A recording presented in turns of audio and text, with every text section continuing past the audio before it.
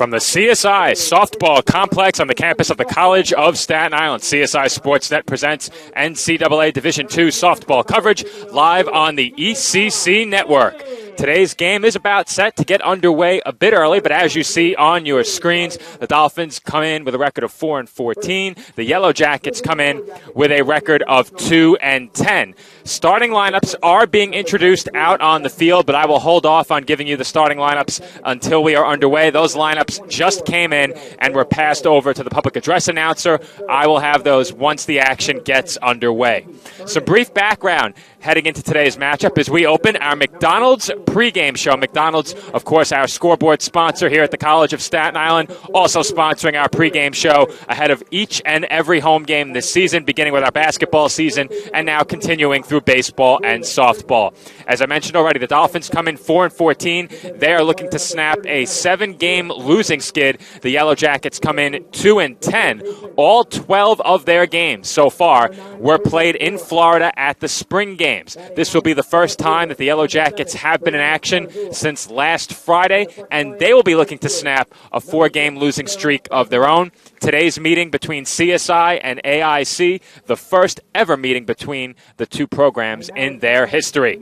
As for the Dolphins, they last played less than 24 hours ago in their first conference action of the 2023 season against Malloy University. The Dolphins lost Game 1 by a final score of 1-0. Just one run scored in the game. That run belonged to Malloy. They took a 1-0 lead in the season series. The Dolphins then surrendered 15 runs in a Game 2 loss, and they were swept by their conference rival in Malloy University. The Dolphins begin their conference season with a record of 0-2.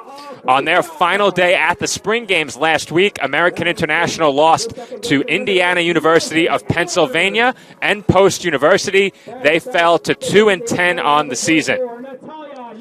Some names to watch out for entering today's game. On the side of CSI, Anissa Acosta, red hot right now. She owns a share of the ECC lead and runs batted in with 17. Mariah Carcano added 2 more hits yesterday. She leads the Dolphins with 20 hits on the season. Alyssa Acosta comes in CSI's second leading hitter at .340. She had 3 hits across the 2 games against Malloy yesterday. In the circle, Alexis Miramontes pitched well for the second consecutive start. However, she was once again a tough luck loser, allowing just the 1 run. She has allowed 2 earned runs or less in each of her last 2 starts, losing both. We'll break for the national anthem, and we'll be right back.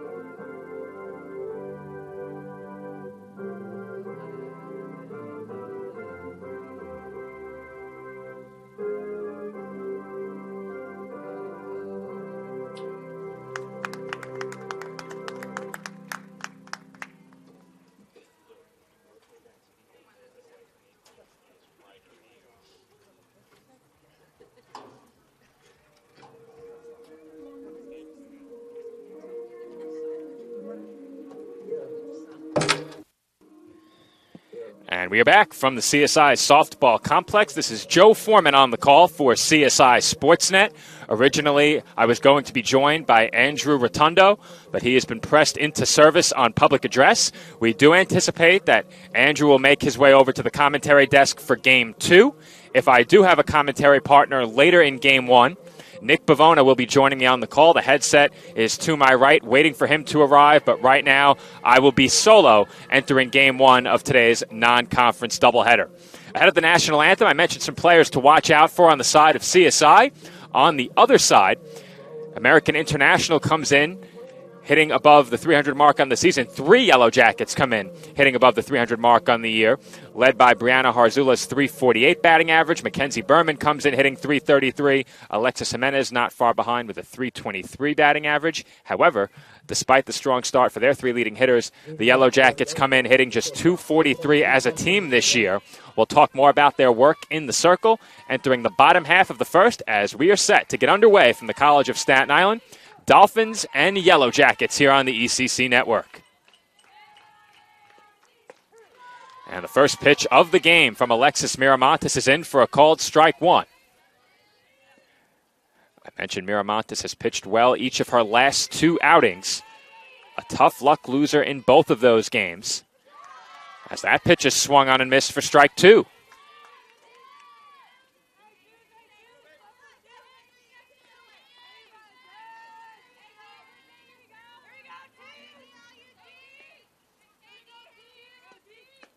And the 0-2 sails up and away. First time this season we're getting a look at our new custom-designed scoreboard for the East Coast Conference and the ECC Network. Bit bigger than our other scoreboard. Had to readjust the position there as that's hit well out to center. And Carcano drops the ball as she attempted to shield her eyes from the sun.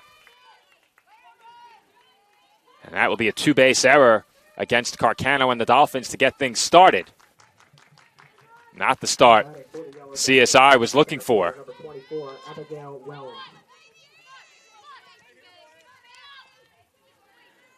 We've seen errors plague the Dolphins at times this year.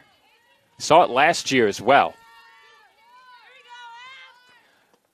Destiny McGrath, the leadoff batter for the Yellow Jackets, stands on second base. At the plate right now is Abigail Wells. She's ahead in the count, 1-0. And she takes up and away for ball 2.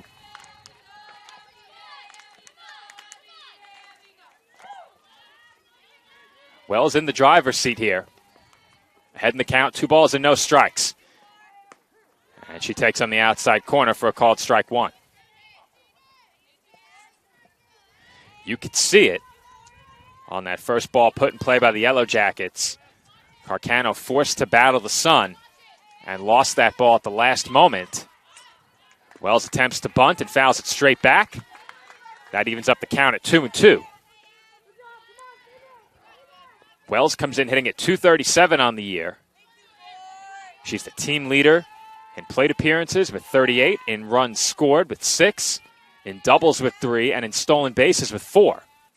Certainly a speed threat as we take one right off the fence in front of me. The stats desk loves it. Like a true vet, I did not flinch. The count remains 2 balls and 2 strikes.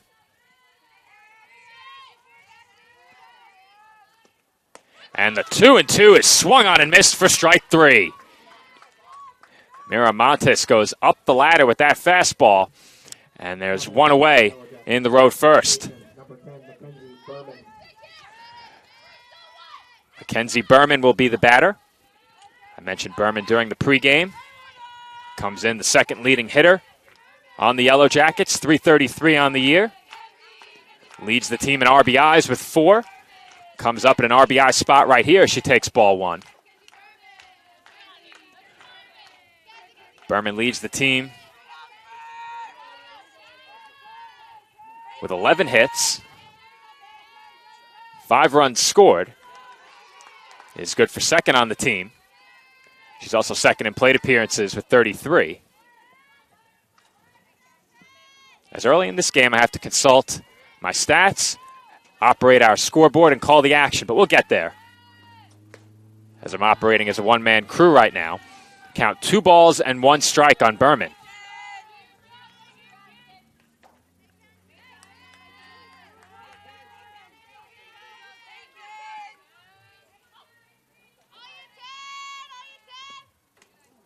And the 2-1 hits Berman. The runner looked to go on the pitch, wasn't aware that Berman had been hit by the pitch, but she will take first base. And the Yellow Jackets now have 2 base runners with just 1 out in the inning. And that will bring Alexis Jimenez to the plate. Jimenez, the third leading hitter on the Yellow Jackets at .323. Second in hits with 10. Third in runs scored with 4. And third in plate appearances with 31 at-bats on the year. She quickly falls behind 0-1.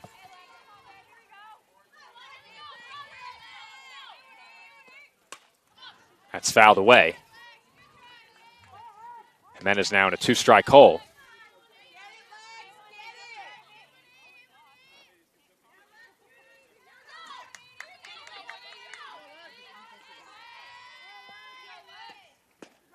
And the 0-2 misses away. We may look to move our scoreboard to a different spot on the screen during the next half inning. I'll look into that shortly, as that's topped foul. And the count remains 1-2.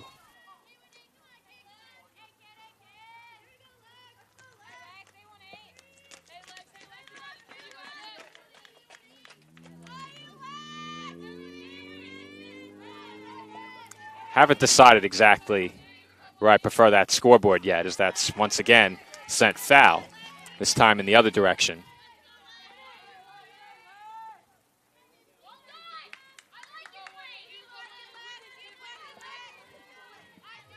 I think we'll go with the upper right for now. See if I change my mind again later. The ball's hit up there, and someone really got a hold of one.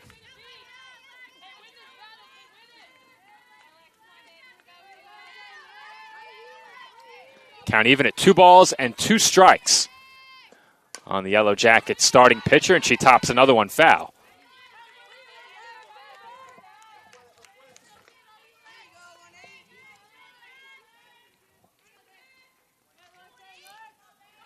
In just a moment, I'll get you the starters in the field for the Dolphins. Perhaps after this next pitch. And once again, that's sent foul. So on the infield for the Dolphins, Acosta at first, Edwards at second, Balderas at short, Moore in third, Mayer behind the plate, Alyssa Acosta in left, Victoria Whalen in right, Carcano in center, and that's lined into right center for a base hit.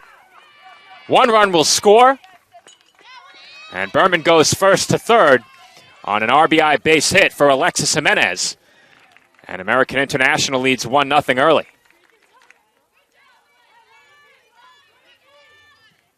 Now batting for the Yellow Jackets, the catcher number 42, Victoria Andrade. Good at bat there by Jimenez. Went with that pitch on the outer half and drove it into right center for a base hit.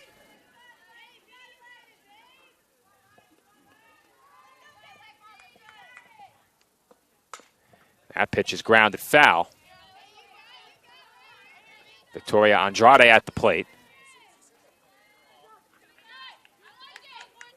As we will get another look at that last RBI hit right here. There you see that pitch away, driven into the right center field gap. That's good hitting by Jimenez to give her team the lead.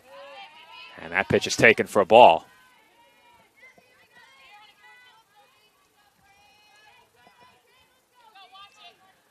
We've said it all season long. Miramontes typically gets stronger in the circle as the game goes on. First innings have been problematic at times. And that's hit sharply to short. Dolphins will try and turn 2, and they do. 6-4-3 double play to bring the top half of the first inning to a close. Nicely done by the Dolphins on the infield. And we will head to the bottom half of the first with American International leading 1-0.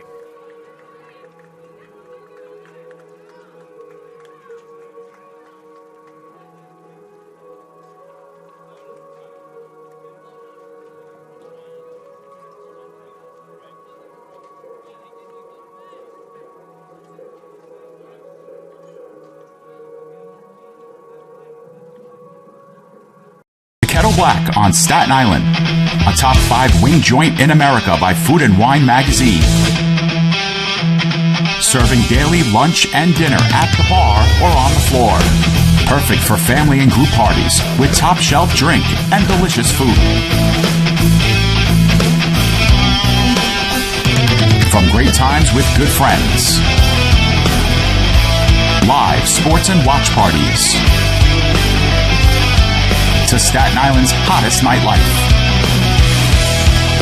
The Kettle Black features live music and DJs weekly. The Kettle Black features daily and nightly food and drink specials.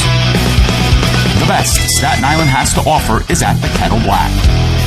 We'll see you there at the Kettle Black, located on 415 Forest Avenue, Staten Island.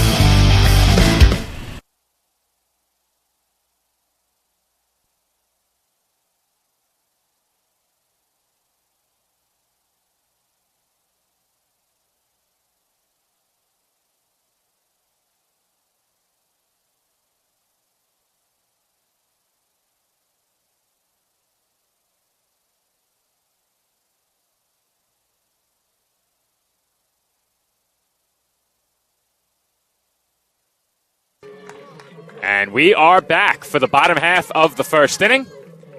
Dolphins trail 1-0 early, but CSI with a nicely turned 6-4-3 double play to bring the top half of the first inning to a close. After this next pitch, I'll get you the starting lineup for the Dolphins, 1 through 9, as Mariah Carcano looks at ball one. Carcano leads things off, followed by Anissa Acosta, Eileen Balderas, Liz Moore, Alyssa Acosta, Madison Edwards, Natalia Knopf, Rianne Mayer, Victoria Whalen. That's it out to straightaway left, and there's quickly one away. Now batting the first baseman, number 34, Anissa Acosta. And Anissa Acosta will step into the box. TJ red hot at the plate coming in. Owns a share of the lead in RBIs in the East Coast Conference. Enters the day with 17. And she fouls that one back.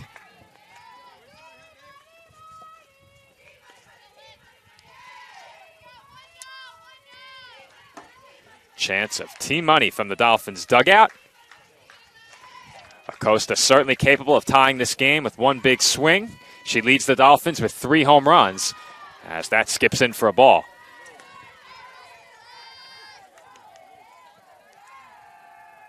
Acosta slugging at .510 on the year. 3 home runs, 17 RBIs, 5 doubles.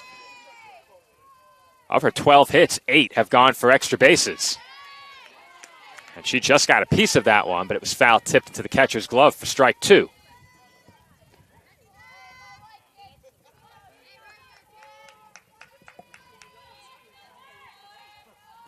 One and 2 the count on the Dolphins' first baseman. That's hit in the air out to shallow center. And the catch is made for the second out. In the field for American International at first base is Krigsman. At second base, Berman. At shortstop, McGrath. At third, Gora. Behind the plate is Andrade as that sails up high to Eileen Balderas for ball one. In left is Harzula. In center, Wells. And in right is the flex player, Falcone.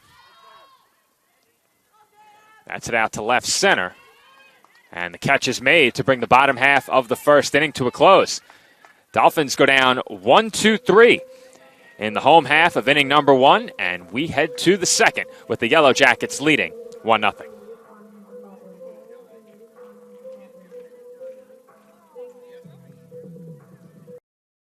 Hobra, a taco joint, Staten Island, where we're proud to have shared our family-first spirit with people from throughout New York City and the world. With indoor dining available both at the bar and on the floor.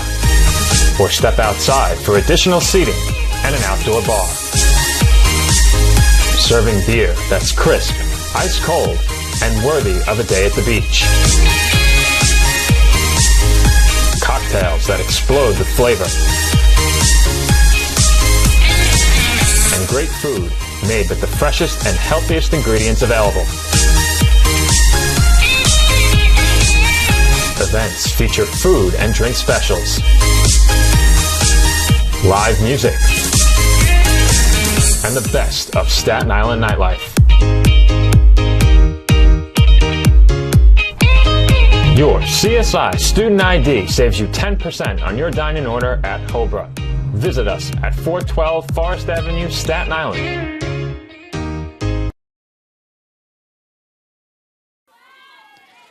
And we are back from the CSI softball complex. Yellow Jackets lead it 1-0 after one inning of play. And Julia Krigsman looks at a called strike to open up the second inning. Krigsman comes in hitting at .286 on the season. And she looks at that pitch down and away.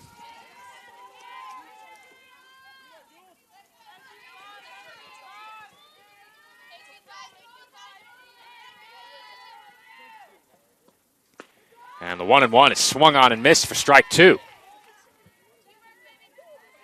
Miramontes brought the heat on that last pitch.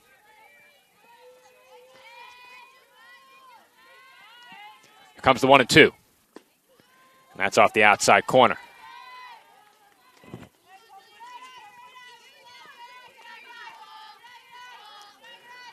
Two balls and two strikes the count on the Yellow Jackets' first baseman. And Miramontes delivers up and away.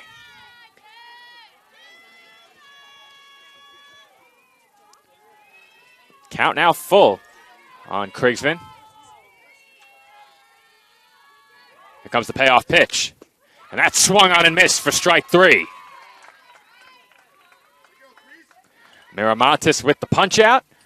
Retires the leadoff batter. Designated player number 37, Leah Twyman. And Leah Twyman, the designated player, will be the batter.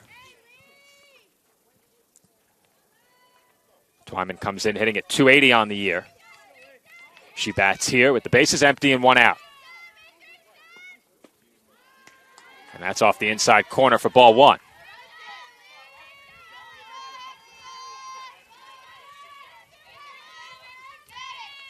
I mentioned the tough luck for Miramontes each of the last two times out in the circle as she misses for ball two.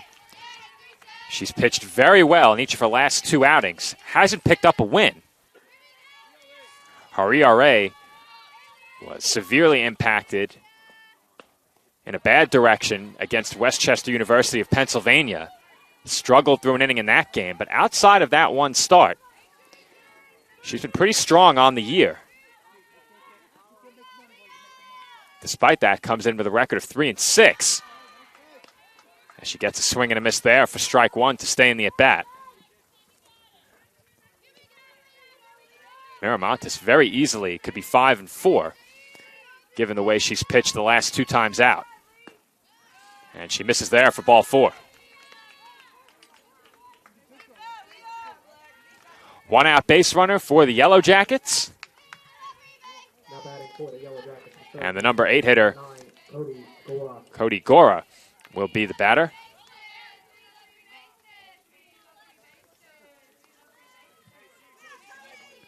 Twyman, the runner, over at first.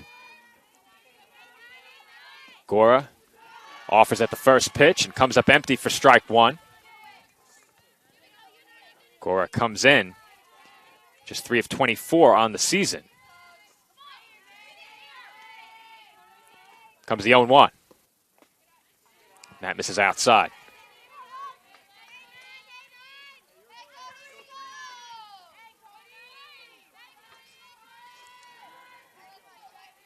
Twyman, the runner over at first, hasn't stolen a base this year, likely not a threat to run, as Gora takes up high.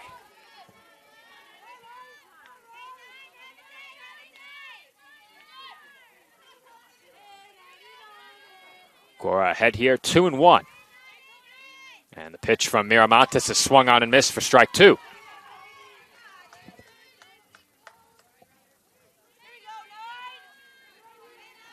Two balls and two strikes the count on the Yellow Jackets' third baseman. Miramontes looking for another punch out. And that won't do it as that's hit well out to left field, but right at Acosta, who is positioned perfectly, and there are two away. Now batting for the Yellow Jackets, the left left fielder, number 7, Brianna Harzula. Brianna Harzula will be the batter. Harzula, the leading hitter on this Yellow Jackets team, batting out of the 9th spot, and she fouls the first pitch away.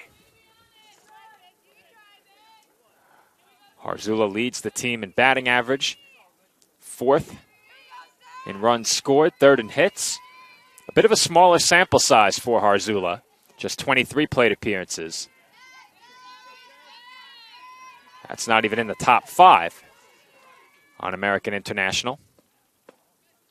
And the 0-1's off the inside corner for a ball.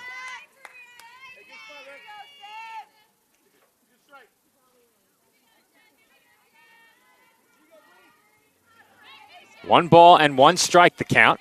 Here comes the pitch from Miramontes. That catches the corner for a called strike 2. Miramontes 1 strike away from closing the door here in the top half of the 2nd. Her team behind by a run. Here's the 1-2. That's down in the dirt.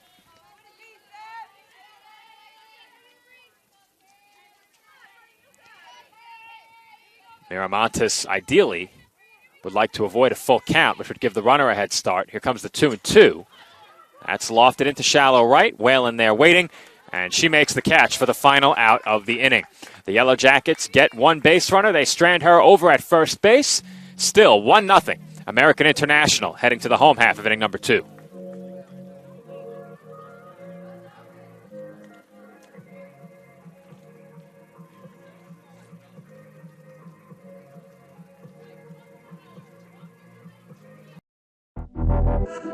Champions know how to seize opportunities.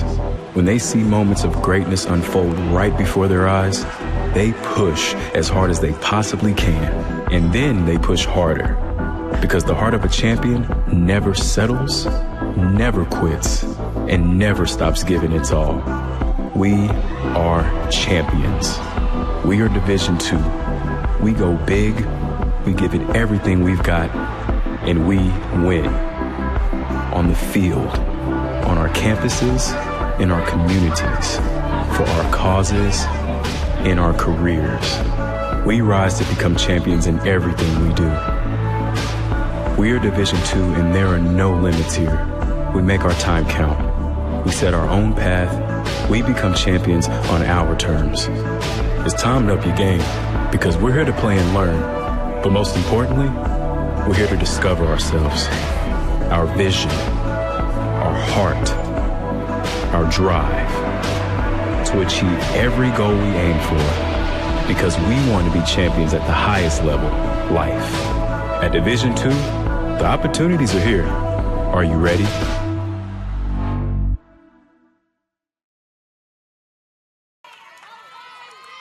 And we are back from the CSI softball complex, where the Dolphins waste no time in their half of inning number 2. Bloop single off the bat of Elizabeth Moore gives the Dolphins a leadoff base runner, and just like that, CSI has the tying run on base. First pitch of the inning to Moore was blooped into shallow left, right along the chalk, down the left field line. Alyssa Acosta will be the batter. Corner's creeping in a bit, thinking Acosta might try and bunt. I would be mildly surprised if Acosta is asked to bunt. We'll see. She's ahead in the count here, 1-0.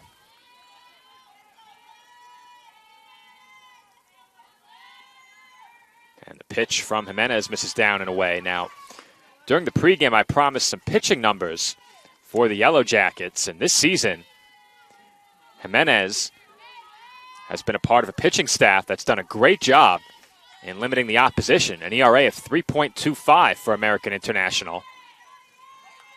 Here comes the 2-0 to Acosta, and she takes a strike. Team ERA of 3.25 for the Yellow Jackets. Jimenez with an ERA of an even 2. She's allowed just 1 earned run in 14 innings.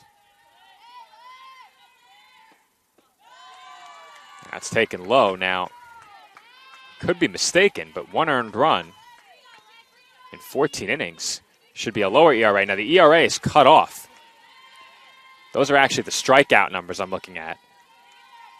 I'll get the team ERA in just a moment. So Jimenez has an ERA of a half a run, as there's a swinging bunt by Acosta. That will advance the runner as the Yellow Jackets pick up the first out, but fortunately we do have internet access out here.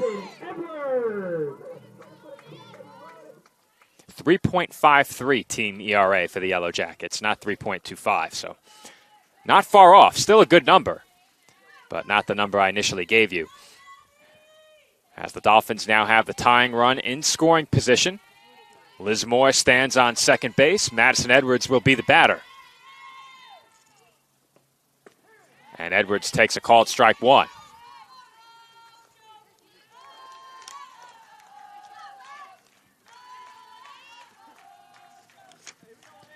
Edwards on the season comes in the middle of the pack in batting. She hits that one well out to right. And Moore thought about it and heads back. So Moore holds. Edwards flies out. And there are 2 away in the home second. Now batting, the designated player number 24, Natalia Knopf. Edwards on the season ahead of that at-bat came in hitting just 179. Natalia Knopf comes in hitting at an even 200. Dolphins hoping that Knopf can pick up the run from second. That's line foul. Straight back toward the backstop. Rianne Mayer stands in the on-deck circle.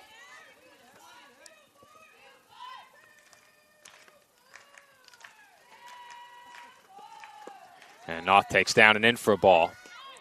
They throw behind Moore at second, and she gets back in safely.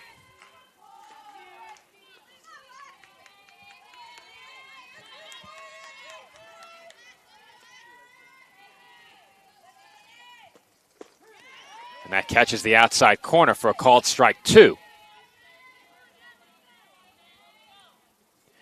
Jimenez 1 strike away from escaping trouble here in the second.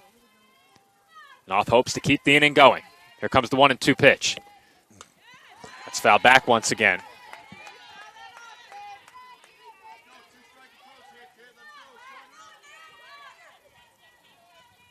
One ball and 2 strikes the count on Knopf.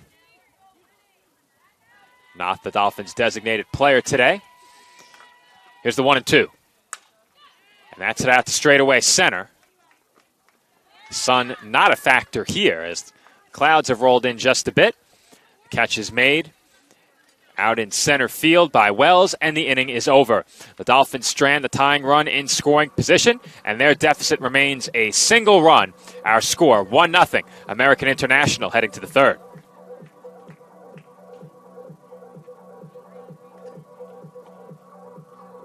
NCAA Division II Community Engagement is an initiative at all 25 national championships because student-athletes want to give back while competing for a national title. Over the course of the year, Division II student-athletes have an opportunity to leave a lasting impression in local communities throughout the country. Whether Division II student-athletes are volunteering at hospitals, schools, after-school care programs, foster homes, or retirement villages, they make a difference in the lives of others. In Division II, we rise to the opportunity and make community engagement ours.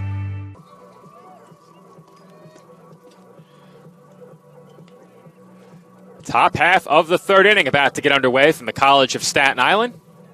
Dolphins trail by a run. Touched on it a bit when I spoke about the work Miramontes has done in the circle. Was dealt a couple of tough losses each of her last 2 outings. The Dolphins have now scored 3 runs or fewer in 5 straight games. That follows a stretch of 3 games where the Dolphins scored at least 5 runs each time. There's a swing and a miss to get the inning started. At the plate is Destiny McGrath. McGrath reached on an error her first time on the fly ball to center field. She takes ball one, but last year the Dolphins were at their best late in the season when they played a lot of close, low-scoring games. A lot of 4-3 games, 2-1 games. Games where neither team really scored much, and the Dolphins really excelled in those games. But when it's come to games where both teams have scored quite a bit, at least both teams have combined to score quite a bit, Dolphins haven't fared as well in those games as McGrath is retired on the ground ball back to the circle, and there's one away. Now batting the center fielder, number 24, Abigail Wells. That will bring Abigail Wells to the plate.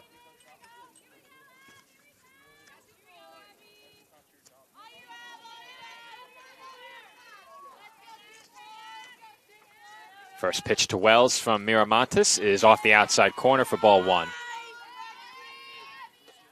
Wells is 0 for 1 at the plate in this game.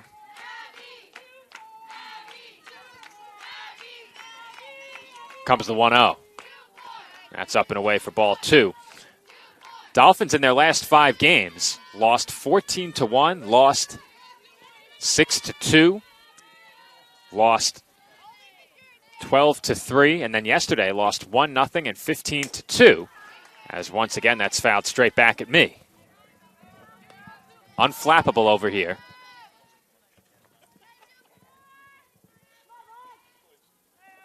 They're saying I flinched. I did not flinch.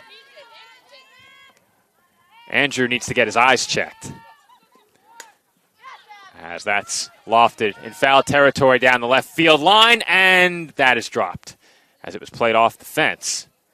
Lewis, the spotlight is shining brightly on you. Well, Lewis, that's an E7 DF on the dropped foul ball. Second error of the game for the Dolphins. Lewis saying he couldn't see. That's why I'm here. Thank you, Chief, says Stephanie. I love it, as that's grounded through the right side for a base hit. The throw back to the infield sails high, but Mayer was there. And the Yellow Jackets now have their second hit of the game.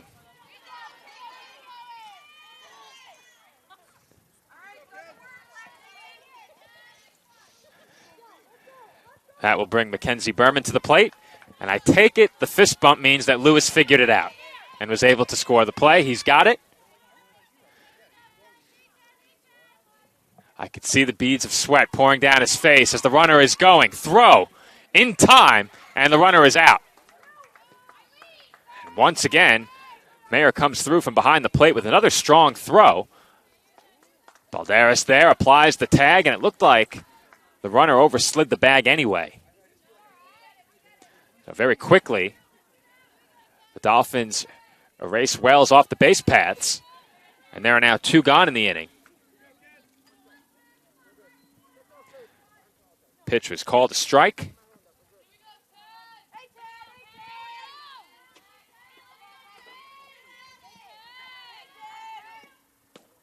That's taken down low. Here's another look at that caught stealing ahead of the 1-1 pitch. There you see it, the throw in with plenty of time. The only question was, did the Dolphins successfully apply the tag? They did. And there are now 2 gone in the inning as Miramontes falls behind. 2 balls and 1 strike on Berman. Berman was hit by a pitch back in the first inning. And she's ahead in the count here, 3 balls and 1 strike.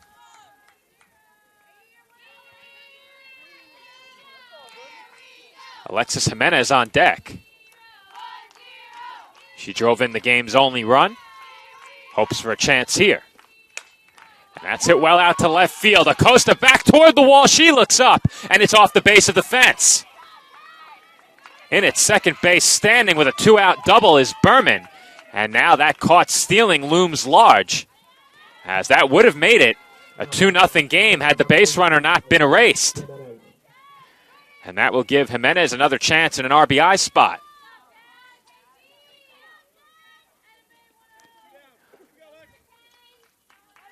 We'll get another look at that last base hit right here. And that's as well as anybody has hit the ball all day.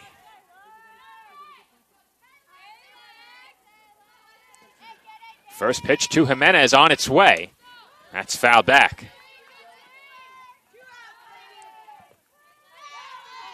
Three hits in the game now for American International, one for the Dolphins.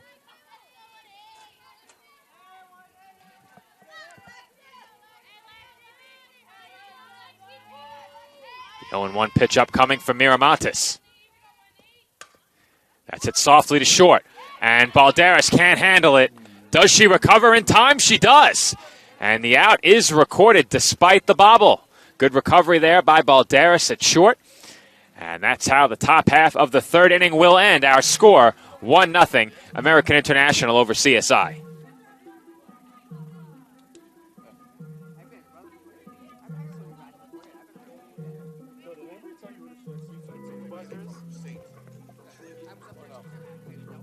Stop to make sure someone is okay. Get in the way and disrupt the situation. Notify an authority. Or walk them home safely. We can change the language around rape. We can make campuses safer for our teammates, our friends, and our classmates. We cannot be bystanders. Taking action isn't always easy, but it's on us to intervene. Because we can. Learn more and take the pledge at itsonus.org.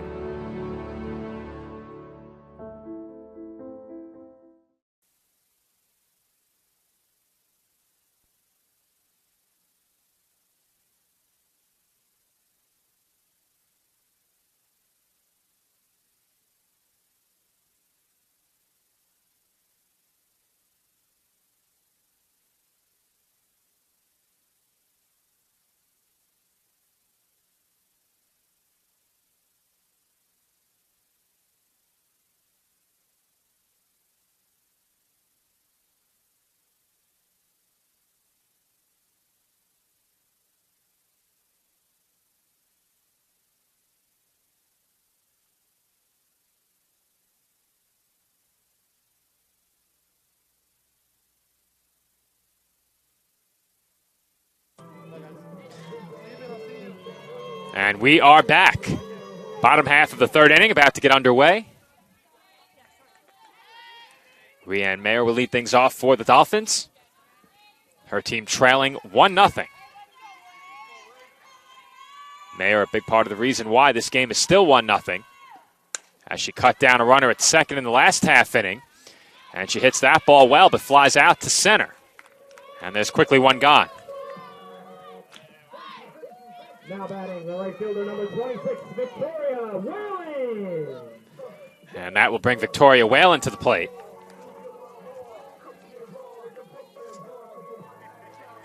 Whalen gets the start in right field today. Comes into today's games the leader in OPS on this Dolphins team, and she has herself another hit. Now Whalen continues to swing the bat well. She's on yet again.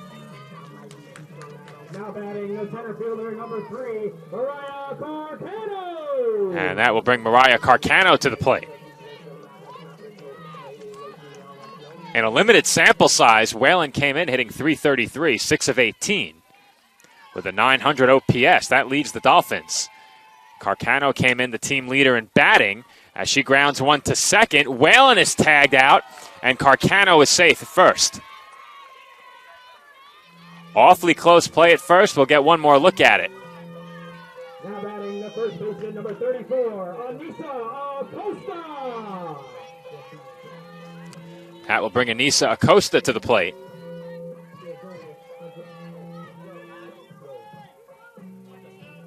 Looks like the right call over there at first. As I always say, we have the benefit of replay that the umpires do not. Anissa Acosta, the batter, with 2 outs, and she slices one to right. Falling, and the basket catch is made, as it looked like that ball was initially misjudged in right field by Falcone. She recovers, and the side is retired. Very quick inning, despite a Dolphins base hit. They strand one. Our score headed to the fourth, 1-0, American International.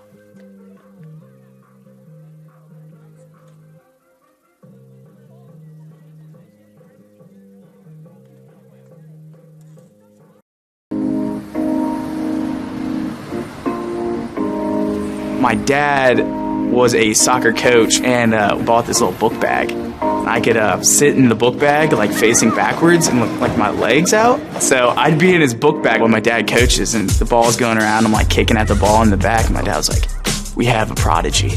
So he put me into soccer and it just progressed from there. The catalyst was the opportunity to play soccer at a Division II school.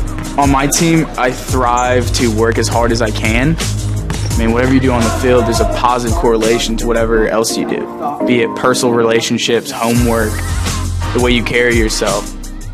I've changed since I got to King University. It's really helped me to develop as a leader. I think it's honestly the best thing that's ever happened.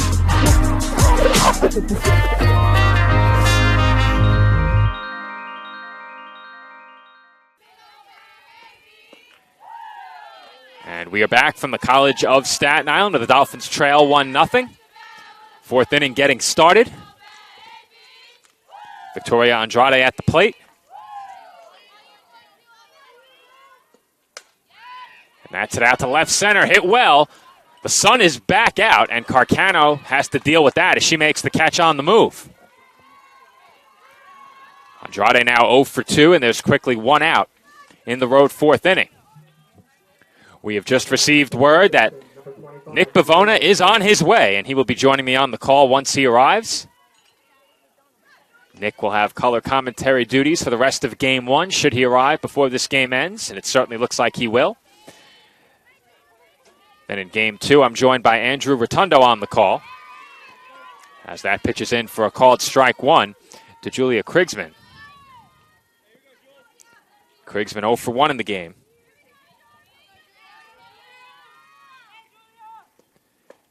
And the 0-1 is off the outside corner. We do have 3 games on the schedule this week for softball remaining, including today. Should say 3 doubleheaders, including today, but I just take for granted that we're playing 2 when I refer to a softball game. Nonetheless, we have games on the schedule for Saturday and Sunday. Those dates are in jeopardy right now. Rain incoming tomorrow through Saturday, as that swung on and missed for strike 3. 2 gone now in the inning. Now batting, the designated player, number 37, Leah Twyman. That will bring Leah Twyman to the plate. Twyman walked her first time up, but softball is scheduled to face DeUville at 11 a.m. on Saturday. Then on Sunday, they're scheduled to face Bloomfield College. It looks like the Sunday games have a better chance of being played than Saturday. Rain in the forecast just about all day on Saturday, so it doesn't look like we're going to play Saturday, but stay tuned to CSIDolphins.com for the latest updates on that. As for baseball, they are scheduled to play on Saturday as well. Doubleheader against Queens College on the schedule for Saturday at the Baseball Diamond. That would be the home opener. First games played here at the CSI Baseball Complex this year. But right now, those games are in jeopardy, and it appears as if those may be moved to Sunday as well. So instead of both baseball and softball on Saturday, it would be both baseball and softball on Sunday. And that's lined into right field for a base hit. Whalen comes up throwing, and the throw is not in time. 4th hit of the game for the Yellow Jackets, and once again they have a 2-out base runner. Now batting, the third baseman, number 9, Cody Gora. That will bring Cody Gora to the plate. Gora is 0 for 1.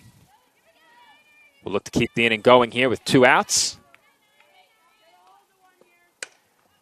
And that's hit into center field. Once again, Carcano battling the sun, makes the catch, and the side is retired. 1 stranded on base for the Yellow Jackets. Their lead remains 1 as we head to the home half of inning number 4.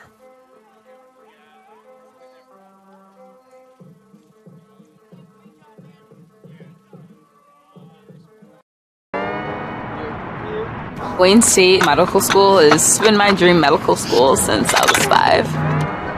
Athletics are important, but so is service.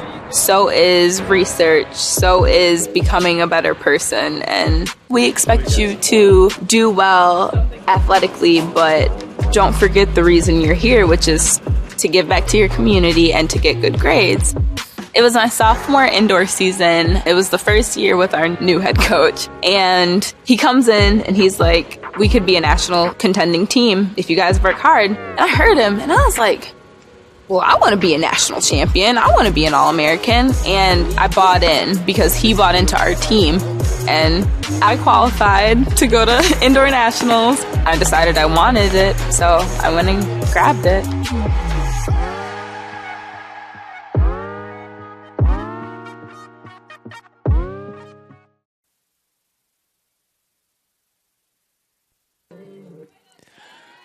Bottom of the fourth, getting started from the CSI softball complex. Still 1-0.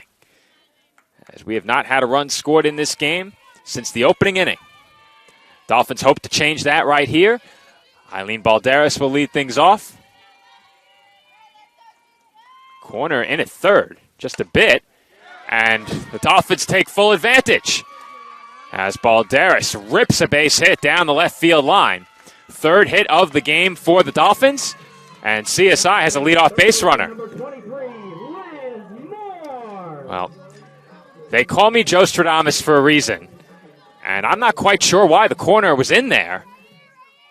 If the third baseman's at regular depth, that's probably an out. And Balderas is on to the leadoff single. Liz Moore at the plate, fouls back the first pitch.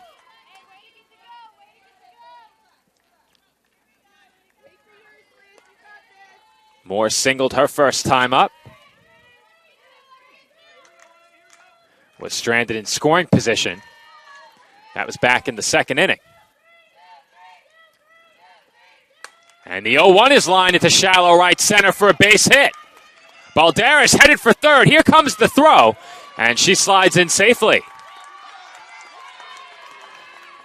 Elizabeth Moore now 2 for 2. And the Dolphins have runners on the corners with nobody out.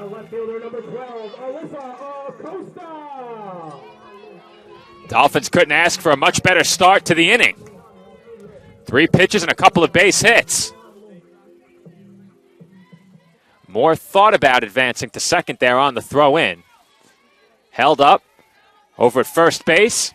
And now Alyssa Acosta has a chance to tie this game. And the first pitch misses down and away for ball 1. Hits are now even at 4 per side. And the Yellow Jackets with the infield in at first, second, and third. And the 1-0 is dribbled towards second. And the Yellow Jackets will settle for 1 out on the play. Acosta retired at first base on the fielder's choice. And that defensive alignment pays off, as American International has the first out. Madison Edwards is the batter. Now 2 in scoring position for the Dolphins. CSI looking for a big base hit. The Yellow Jackets looking to hold on to the lead. First pitch on its way to Edwards. And that's grounded down the line and off the third base bag for a base hit. The tying run is in to score. Edwards heads to second. And she is on with what I believe would go down as a single and an error. It looks like the Yellow Jackets lost the ball and left, but I'm not sure what happened there. We'll check it out on replay as the Dolphins have tied the score. I need to get a look at what happened in left field, as that looked like it was going to be a single off the bat. We'll get a second look at it right here.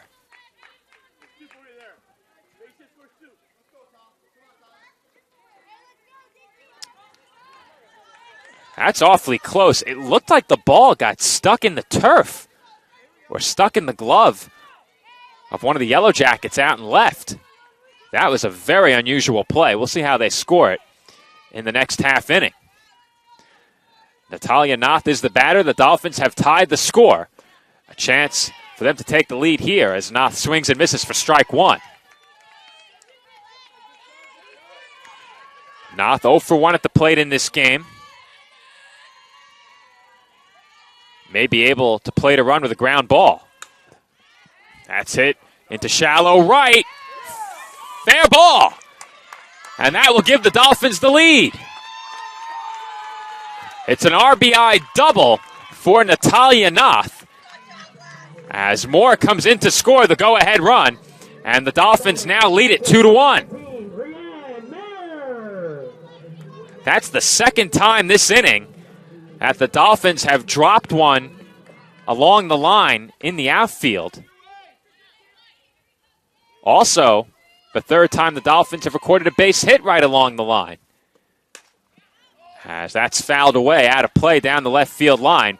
Here's another look at that last base hit by Noth. And we'll cue that up once again as the replay push. Here it is. Tough to see on that angle, but that fell just fair. And Mayer fouls that pitch away. She's quickly in a 2-strike hole.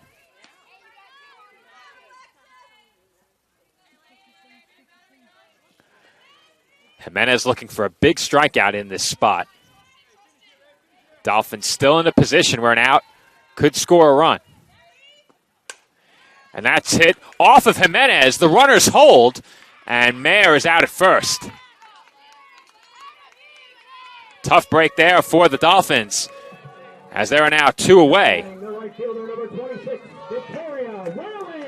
The runners did not go on contact, as we will get a second look at that last play right here.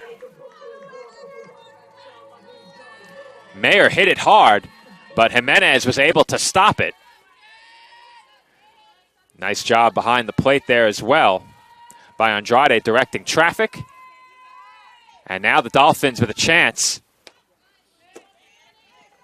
with 2 outs in the inning, as that foul ball took a bounce off the metal support column behind the backstop. It landed basically right in the lap of our computer. If it were not for the fence, we would have had some equipment damage. 0-1 the count on Whalen. She already has a base hit in the game.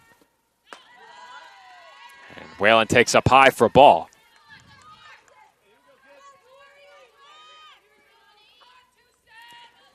Whalen comes in swinging a hot bat. And the Dolphins would love to see her come through in this spot with a chance to plate 2 more runs.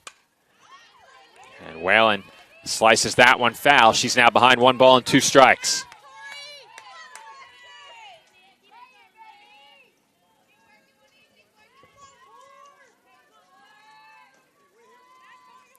One ball and 2 strikes the count on the Dolphins' right fielder. Pitch from Jimenez on its way. And that's lined through the right side for a base hit. Edwards is in to score. Knott stops at third. And Victoria Whalen comes through with an RBI single. The Dolphins now lead it 3-1. Good 2-out hitting there by Whalen as she went with that pitch on the outer half. Drove it right back where it was pitched. And she plates another CSI run. And that will send it back to the top of the order for the Dolphins. Mariah Carcano at the plate. And Carcano looks at that pitch up high for ball 1. Dolphins now have 7 hits. They're out hitting American International 7-4. 5 hits in the inning for CSI. And it's not over yet. And Carcano keeps the line moving with another base hit. And the Dolphins now lead it by 3. Carcano, red hot coming in. Ahead of her, Whalen was red hot coming in. And Carcano makes it a 3-run game.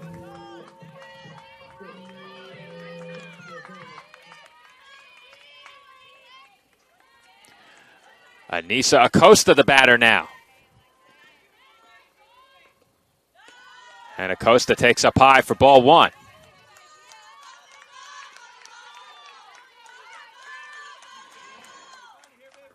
The RBI for Whalen was just her 2nd of the year. The RBI for Carcano, her 4th. And Acosta hits one well out to right center, but she didn't get all of it. And the catch is made to retire the side. So the Dolphins score 4 times in the home half of the fourth. They take a 3-run lead. Our score entering the fifth will be 4-1, Staten Island.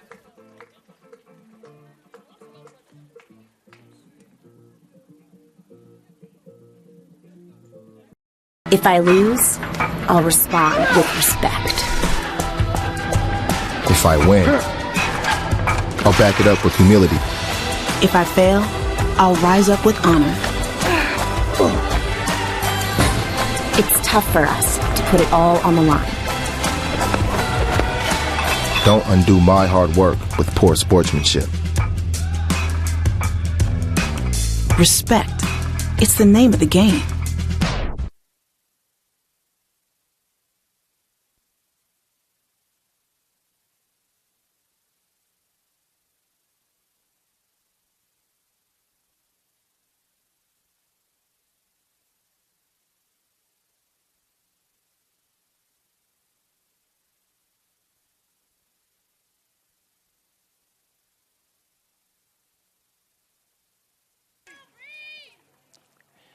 Fifth inning getting started from the CSI softball complex, where the Dolphins now lead at 4-1.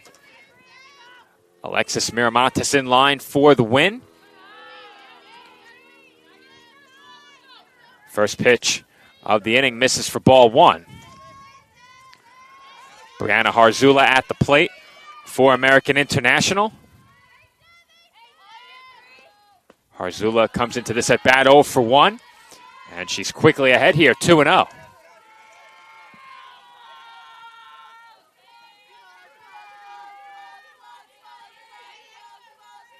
Harzula in the driver's seat, down 3, could take all the way here. And she takes inside for ball 3. When Miramontes has struggled with control in the circle, it's typically been early in games. She has 18 walks in 35 innings. And she finds the inside corner there for a called strike. But we've said it time and time again, she typically gets stronger as the game goes on. That being said, the Dolphins don't often let their pitchers work deep into the third pass through the order, as Balderas loses that play at short. Second time she's had one hit off her glove. And the inning starts with an E6 as the Yellow Jackets have a leadoff base runner. That will bring Destiny McGrath to the plate. McGrath is 0 for 2 with a run scored. She reached on an error back in the first. And that helped the Yellow Jackets to a run. McGrath shows bunt, lays down a good one. Miramontes has it, and the throw is not in time. The runner tries to go first to third, and the throw gets away. And McGrath will take second. We have an error on that play that allowed the runner to advance to second. The question is, who gets that error? As the throw got away, Acosta was covering third as Moore charged in. We'll get a look at it on replay and see if that helps. But the Dolphins now are going to have 4 errors in this game. Mayer will talk to Miramontes in the circle, and we'll get a second look at that play right here.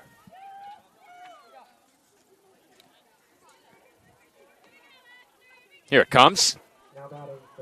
There you see the bunt. Miramontes had a tough play. Perhaps she was better off eating that ball.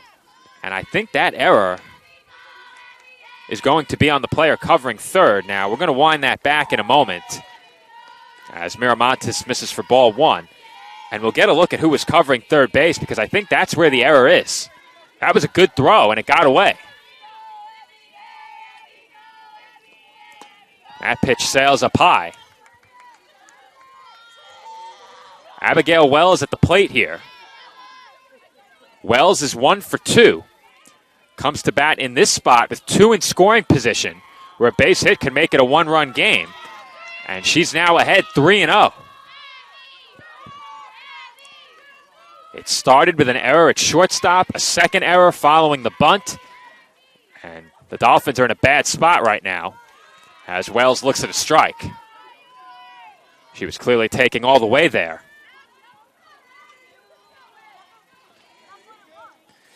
3-1 the count on the Yellow Jackets center fielder, and that's up high for ball 4. So the bases are loaded. Still nobody out, and that might be all for Alexis Miramontes. And that is all for the Dolphins starter. And that's a really tough break for Miramontes. The inning opened with an error, and things have gotten a bit out of hand from there. Alexandra Frenza will come in. And while we have a moment as Frenza warms up, we'll get another look at that last bunt attempt and the resulting error and see if we can spot it.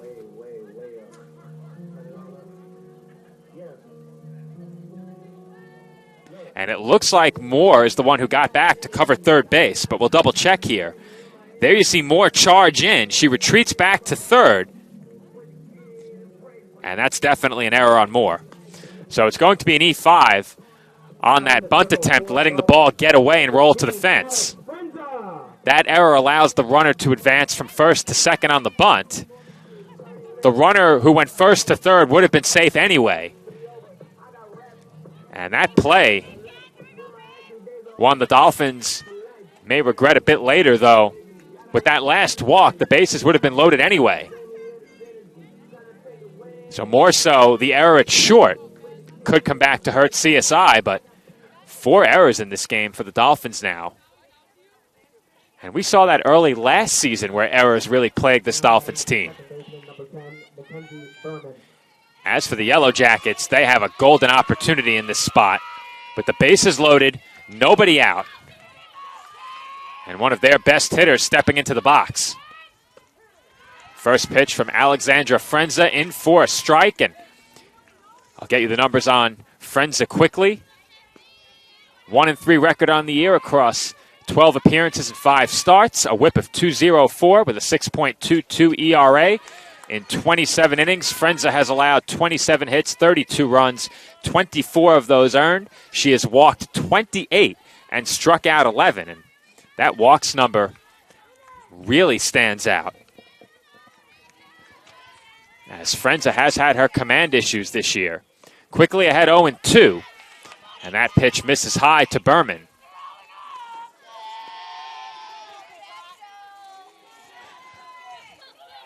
I mentioned Berman comes in as one of the most dangerous hitters on this Yellow Jackets team.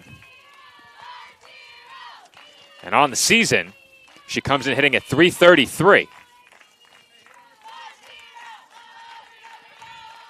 She leads the team in RBIs with 4. And the count is now even at 2 balls and 2 strikes.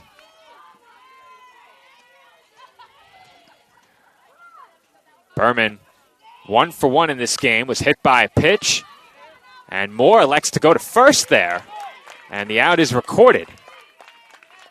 That brings home a run, and the Dolphins' lead is trimmed down to a pair, but I thought for sure Moore had to play at the plate. Here's a quick look ahead of the next batter. Alexis Jimenez will come to the plate. And there is no doubt the Dolphins had to play at home if they wanted it. 1 out in the inning now. And the first pitch to Jimenez is in for a strike.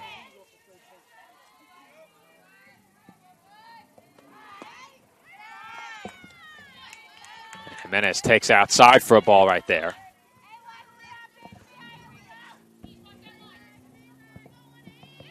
Count now even at 1-1. And that's off the inside corner for ball 2.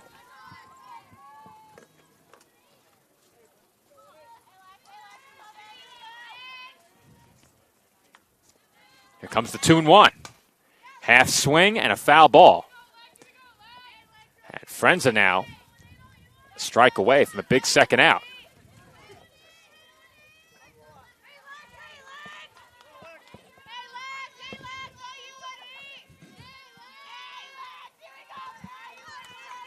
Here comes the 2-2.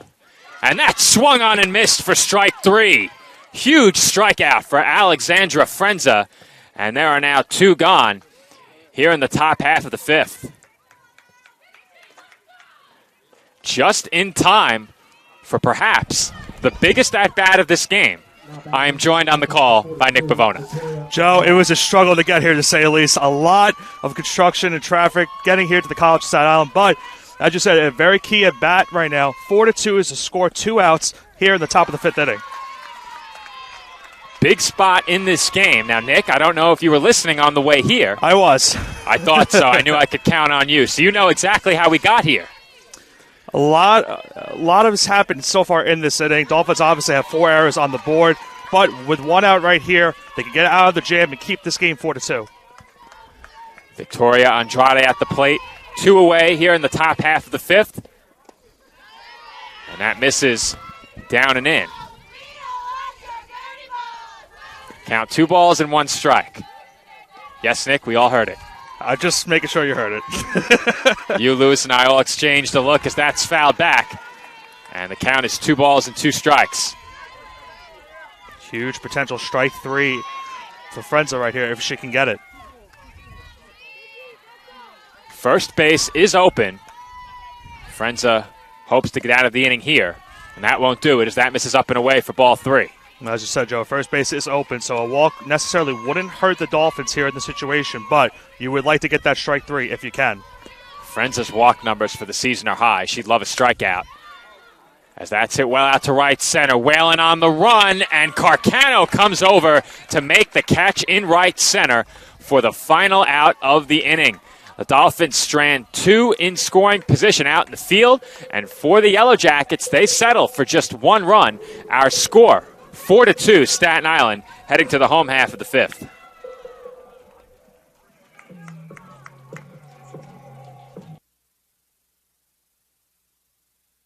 For me, just kind of was the glue that kept my family together, I feel like. I don't know what it was that drew me in, but after I started playing for a while and started seeing some early success as a little kid, to see how much it meant to my parents to see me play the game and try to make a difference was really what fueled me to keep playing and stay competitive. Being a triple major is not necessarily easy, but at the same time it is what you make it. Being a tighter-knit university, I have a lot of classes with the same professors, so they know me pretty well. I think it's that personal relationship that really helped me to thrive as a student. I was able to come here and get my triple major, as well as play a super high level of baseball against some of the best players in the country. There's a lot of options here in Division II with a lot of great ball players and a lot of great people, and they make sure that they give you every opportunity to succeed on and off the field.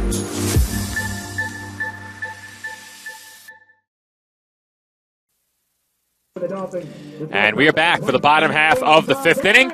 Joe Foreman with you now, joined by Nick Pavona, who came onto the call late in the last half inning. Had to brave traffic accidents, construction, and much more to make it here. But he is with us now and will be with us the rest of Game 1. As this is the first of 2 between the Dolphins and the Yellow Jackets, and it's been a good one. As Eileen Balderas hits one well out to deep left center, and that one hops the fence.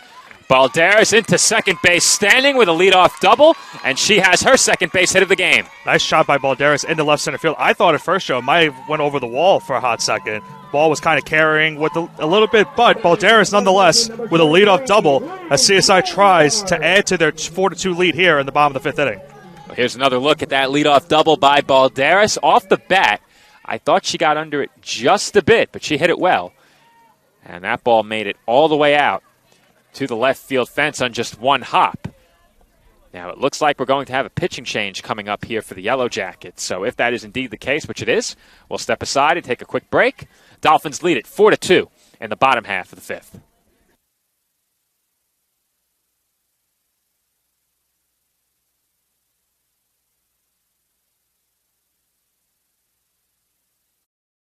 Being a champion takes more than skill, more than endless drills, more than using your head. Being a champion takes the heart to give it your all, the agility to thrive from any angle, and the relentless drive to be the best. Welcome to Division II, where the pursuit is yours to create, and the question isn't, can you do it? It's, will you?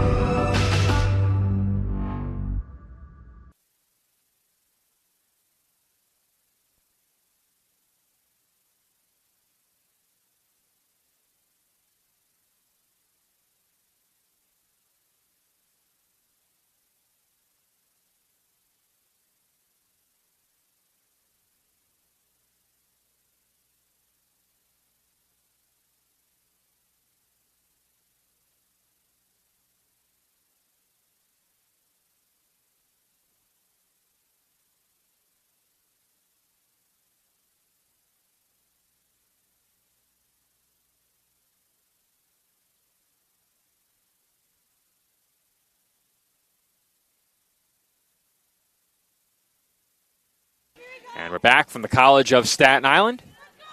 Dolphins now have 9 hits in the game following the Eileen Balderas double to lead off the bottom half of the 5th. Runner in scoring position for Liz Moore. She already has a couple of hits in this game, and she takes a called strike. Great opportunity for Moore right here to add to the Dolphin lead with a runner in scoring position and nobody out.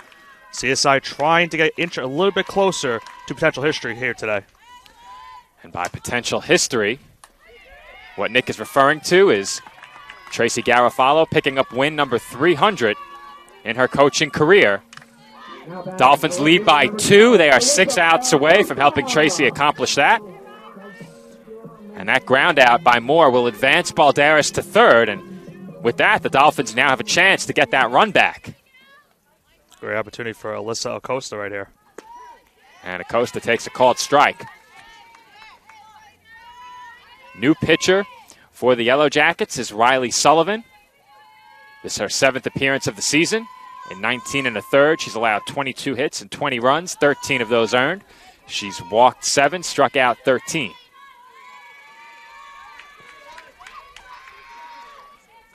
Count 1 ball and 1 strike on Acosta. Alyssa 0 for 2 at the plate in this game, and that's grounded foul. The Yellow Jackets have the infield in. They're ready to check the runner at third in case she does come home on a ground ball.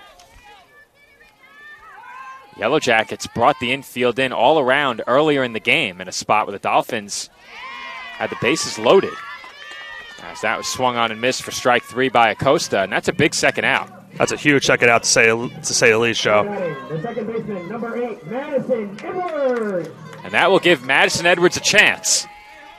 Balderas stands over at third. The infield can now move back for the Yellow Jackets. And Edwards takes low for ball 1.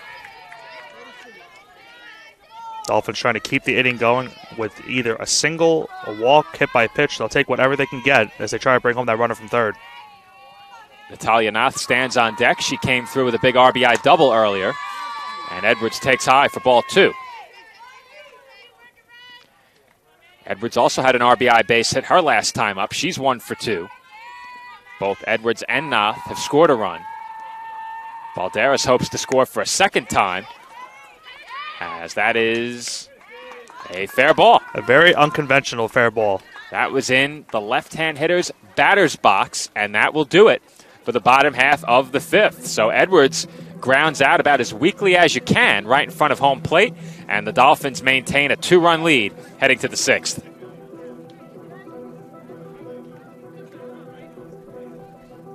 Being a champion takes more than talent, more than the perfect pass, more than using your head.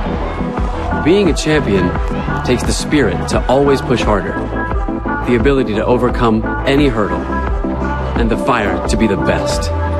Welcome to Division 2, where the pursuit is yours to create. And the question isn't, can you do it? It's, will you?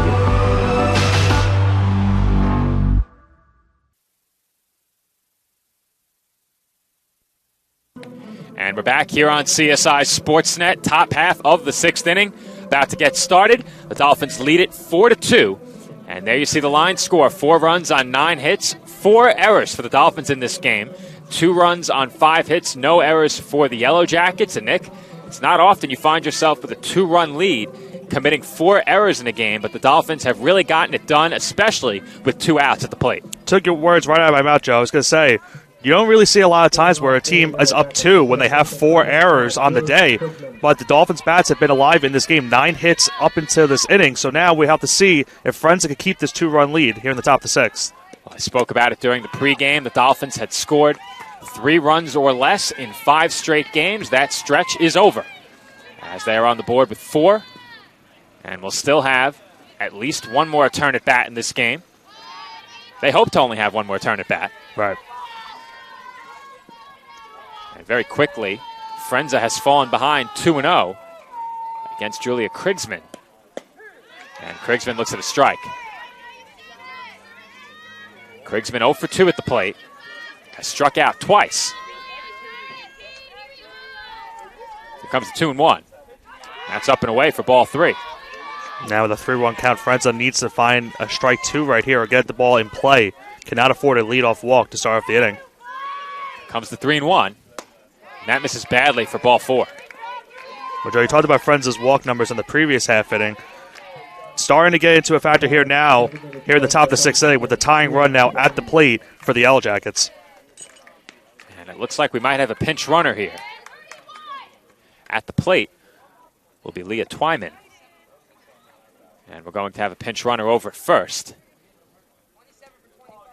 Lily Akampora will be the pinch runner for American International.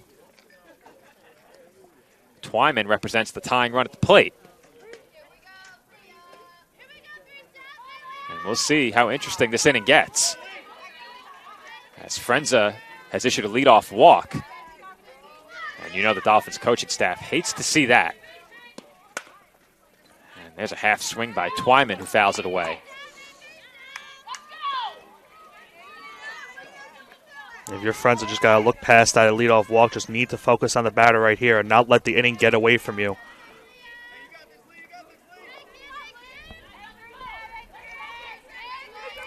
Oh, 0-1 the count on Twyman. Another half swing as it's hit to the right side. And nice job by Acosta to let that go, because if she didn't, I'm not sure they had to play it first. They would not have had to play, I don't think so, Joe. So heads up play by Acosta to let it go to the second baseman. They get the out at first, so the runner does advance to second. But now a runner in scoring position for the Yellow Jackets here with 1 out. Here's a look at that last play, and we will see exactly how it played out, as Acosta may have had a chance to backhand that and get back quickly enough, but definitely not a chance worth taking. Nicely done by the right side of the Dolphins infield. Runner in scoring position, 1 out, and that pitch misses up and away to Cody Gora. Gora's 0 for 2 at the plate. Has a chance to cut the lead in half here. And there's a nice stop by Balderas. She goes to third, but Moore drops the ball. Great snag by Balderas at short. It was a heads-up play to throw it to third, but Moore just could not scoop it on the throw. So every runner is safe, and now the go-ahead runner is at the plate for the Yellow Jackets as they have a chance to potentially tie this game. Well, Nick, I don't think that throw bounced. It was a little low. That's going to be a fielder's choice nonetheless, but I think that's a throw that Moore needs to handle. It's a bang-bang play over at third, but that's a tough break for Frenza and the Dolphins. They've given it an error on the scoreboard. Could you give the error on Moore? I don't know if there's an error on the play. We'll have to discuss it during the break. That's a really close play at third. I think if the throw is handled, they have the out. But because it's not a force, I don't know if you can give an error there. Right. I probably wouldn't.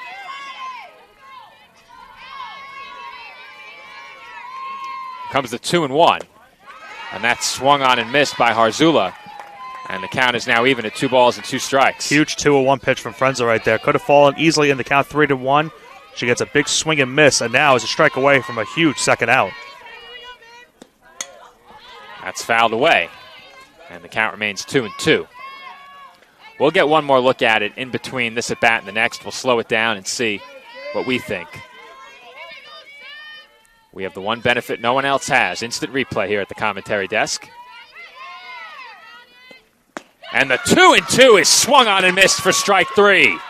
Biggest out of the game so far for the Dolphins. Huge swing and miss forced by Frenza, and now she's an out away from keeping this game 4-2.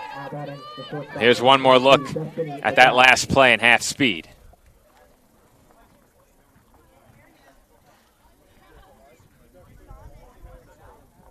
We'll back it up just a bit. Get one more look.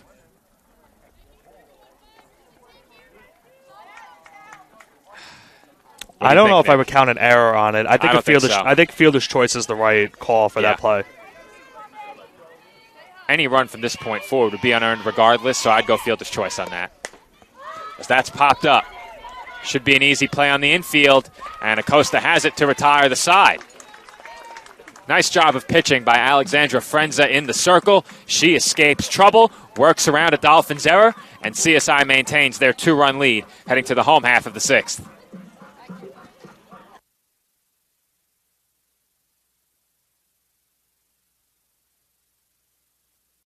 My path to a college degree would have been completely different had I not run Division II cross country for the University of Mount Olive. Having an athletic and academic scholarship was key for my success. Our coaches were really helpful with balancing out my academics and athletics. I decided to attend graduate school because I wanted to become an athletic director. Receiving the postgraduate scholarship through the NCAA provided me with the flexibility to choose the school that I wanted. So now I know that I can accomplish any goal that I set for myself.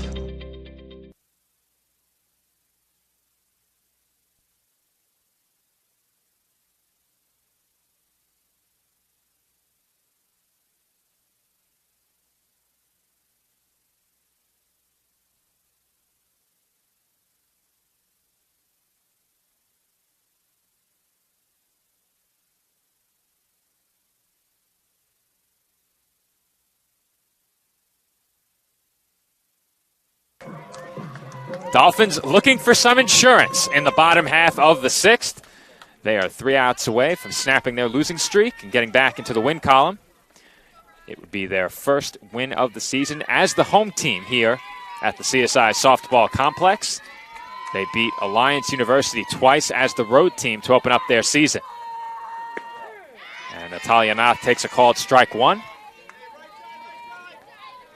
Mentioned a big hit earlier for Nath. She's 1 for 2 at the plate with an RBI double. And that's in on her hands. Hit softly to third. And the throw to first is in time for the first out. No, she's safe, Joe. She dropped the ball. All right, then. Good catch, Nick. I didn't see it, that's for sure. It was a very late drop at the last second, so that's going to go down as an error. And how late was it that I didn't see Very, it? very late. We'll get a look. Here's a second look at that play. That's a big break for the Dolphins. That's real late. Wow. And now a pitch runner for CSI, so look at the benefit of the doubt with the runner now on first, no one out. That's going to go down as an error for the Yellow Jackets. No question. But yeah, very, very late call, on that play, so. They might discuss it. See if that changes. I think they're going to keep the call stands. Okay. Well, first error of the game for the Yellow Jackets on that play.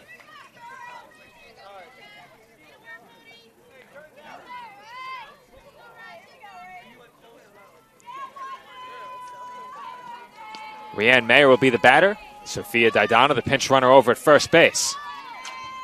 Dolphins looking to add to their lead. As that misses down and in for ball one. Dolphins need to make the Yellow Jackets pay for that error to start off the inning. Try to get some insurance runs going into the top of the seventh. Dolphins have done a pretty good job working around their miscues in the field in this game. And Mayer takes ball two.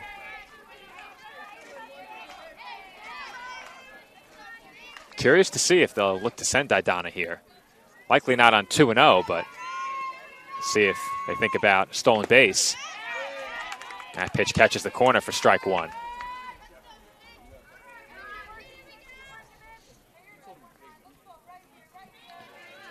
Two balls and one strike the count on the Dolphins catcher. And that misses down low for ball three. Great take by Mayer there. Now 3-1 in the count. Got a chance to get on base with a walk right here.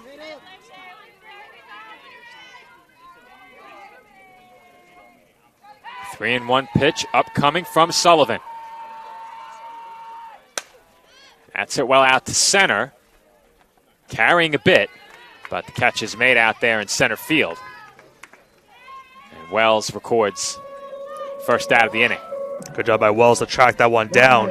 Originally came in to make the play, but had to follow the ball and was able to track it down for a big out number one for the Yellow Jackets. Victoria Whalen will be the batter. Whalen 2 for 2 with an RBI in this game. That OPS continues to rise. Team leading 900 OPS coming in. Did nothing to hurt that here in this game.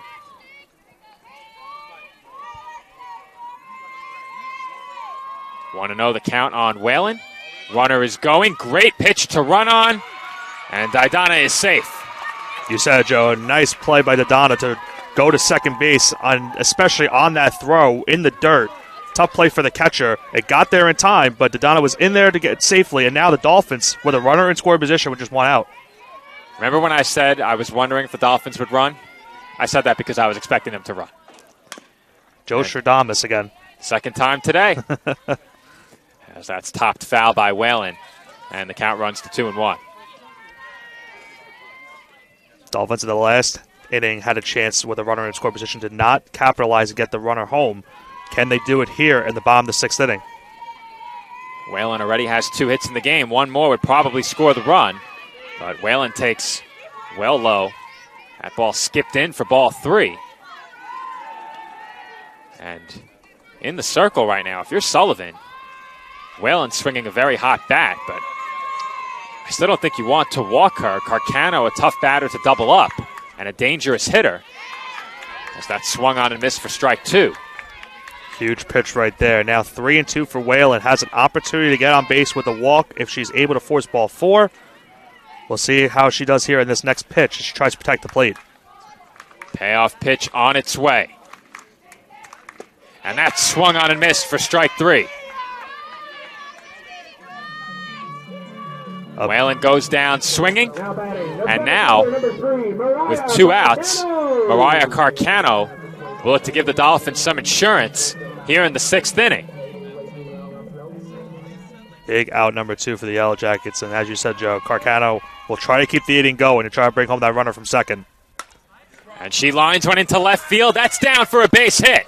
Didana being waved home. Throw to the plate in time, and Didana is tagged out.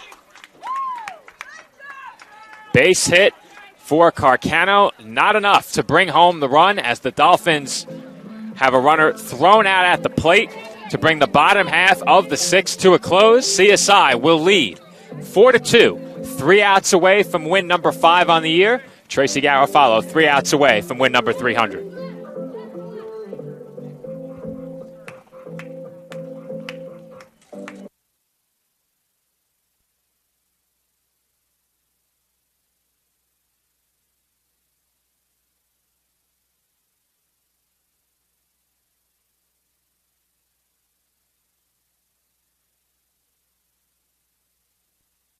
As a student athlete in college, I first got involved with the NCAA at the national level. It was through the Student Athlete Advisory Committee, SAC, gave me an opportunity to advocate on behalf of all student athletes, to affect change and to make an impact. The NCAA is giving the student athlete a platform to voice their concerns and to be able to advocate for what's going to affect their well-being. The policies that are being put in place are speaking towards academics, they're speaking towards well-being, they're speaking towards fairness, creating a culture so that the student athletes have the best experiences possible.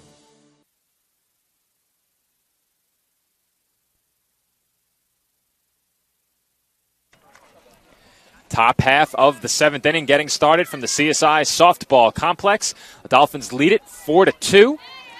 Dolphins now have 10 hits in the game. That was not reflected on your screen coming out of that last commercial break. But 4 runs, 10 hits, 4 errors for the Dolphins. 2 runs on 5 hits and 1 error for the Yellow Jackets, who will look to stay alive in this game. They need at least 2. Alexandra Frenza back to the circle for the 7th inning. And she's quickly behind 1-0 as that's bunted by Abigail Wells, and she is safe at first. That is a great place bunt by Wells down the third baseline. It was a tough play for Moore to make the throw to first. Wells is on with a leadoff bunt single, and now the tying run is at the plate for the Yellow Jackets. Here's a look at that last bunt, and you said it, Nick. Perfectly placed down the line. Moore maybe could have charged and had a play, but that was the only opportunity. You can't bunt it much better than that. Leadoff base runner for American International, and that's taken up and away for ball 1 by Mackenzie Berman. Berman in this game, 1 for 2 with an RBI. She has a double, was hit by a pitch. She's reached base a couple of times, and she takes down and away for ball 2. Oh, no, that is a strike. I thought I heard a strike call. 1-1 for Frenza.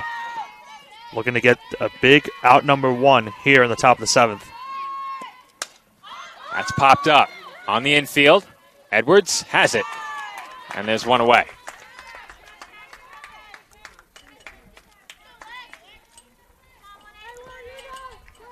Coming to the plate will be Alexis Jimenez. She's on the hook in this game. Chance to help her own cause here. She represents the tying run. And Jimenez takes a called strike.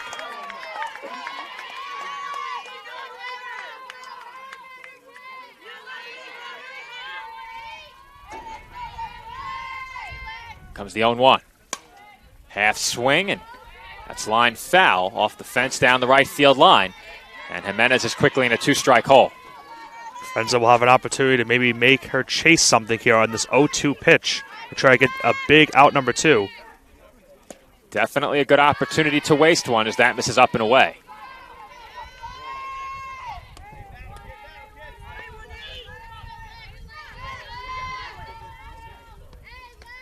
Comes the 1-2. Half swing again as that's chopped down the line. Acosta has it. She steps on the bag for the second out. Nice play by Acosta once again with a heads-up defense. And now the Dolphins are 1 out away from ending their skid and making some history here at the softball complex. Looking to keep American International alive will be Victoria Andrade. Andrade 0 for 3. And she takes ball 1.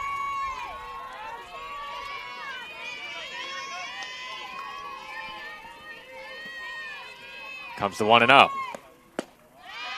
that misses for ball 2.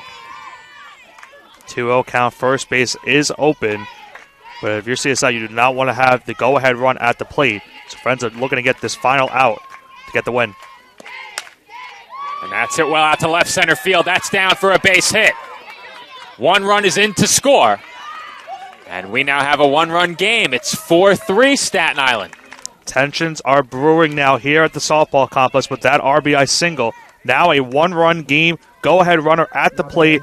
Tying run is at first. Huge opportunity for the Yellow Jackets to tie this game. And now for Frenza, we'll have to just look past that last at-bat and try to focus on getting the final out of this 7th inning. The tying run is on base following that RBI base hit by Andrade. And we're going to have another pitch runner here, Joe. The Dolphins wisely did not force a throw in toward the plate. If they had, the runner could have advanced into scoring position. And you said it, Nick, we have another pinch runner. And that's going to be number 2, Taylor Murphy, I believe. Unless there's a second digit there. It is 2. And that is Murphy. At the plate is Julia Krigsman. She looks at ball 1. Krigsman looking for her first hit of the game. Reached on a walk. And she takes a called strike. Ball into the gap. Could bring home the runner from first. So CSI looking to avoid that happening and try to get this final out of the inning. And the 1-1 catches the corner. And the Dolphins are 1 strike away. Frenza looking to find that third pitch strike and end this game. What a big opportunity right here for her. Here comes the 1-2 pitch. That's fouled back.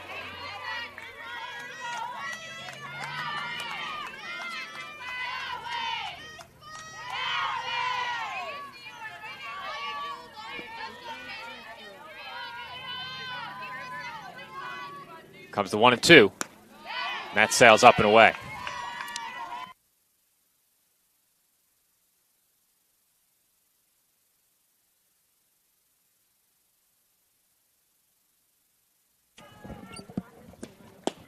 And that is swung on and missed for strike 3.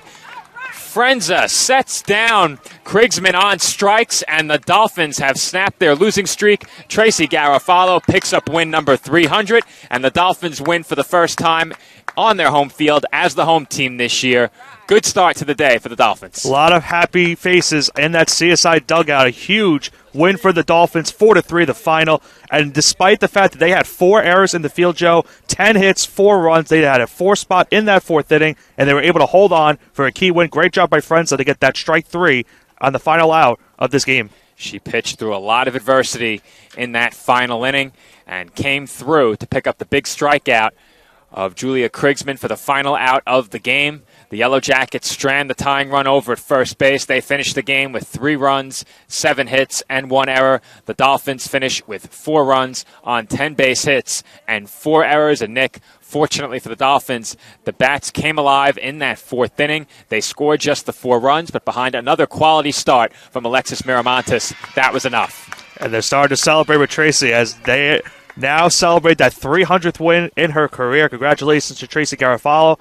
But, yeah, you said it, Joe. That 4th inning was huge for the Dolphins. The pitching did it just enough in this game to hold on to that lead. And all in all, a great day here for CSI. And that's only the icing on the tip of the ice here in the first game of this series. We still have another game to go here for this doubleheader. And we look very much forward to that. Yesterday in Game 2, Anissa Acosta got the start in Game 2. We will see if the Dolphins go in that direction again today. Frenza came on in relief, so we will see if the Dolphins look to replicate that again. It will certainly be interesting to see how CSI goes into the next game of this doubleheader with their pitching. Either way, though, based off of how they did it in this first game, they got a really good effort all around from their pitching staff. They'll look to hopefully duplicate that going into game number 2 to try to sweep this doubleheader today. Well, the Dolphin Bats, as I said, Nick, 4 runs in the 4th. That was enough today. 10 base hits. You like to see that. Very encouraging signs for this Dolphins team, and they come away with the win. As I mentioned, number 300 for Tracy Garofalo. She hopes to pick up 301 shortly. We'll see if the Dolphins can make it happen. As we will come back for Game 2 of today's non-conference doubleheader in approximately 30 minutes. We're looking at about a 4:30 first pitch in the second game of the day between the College of Staten Island and American International College. When we return here on CSI Sportsnet, more NCAA Division II softball coverage here on the ECC Network.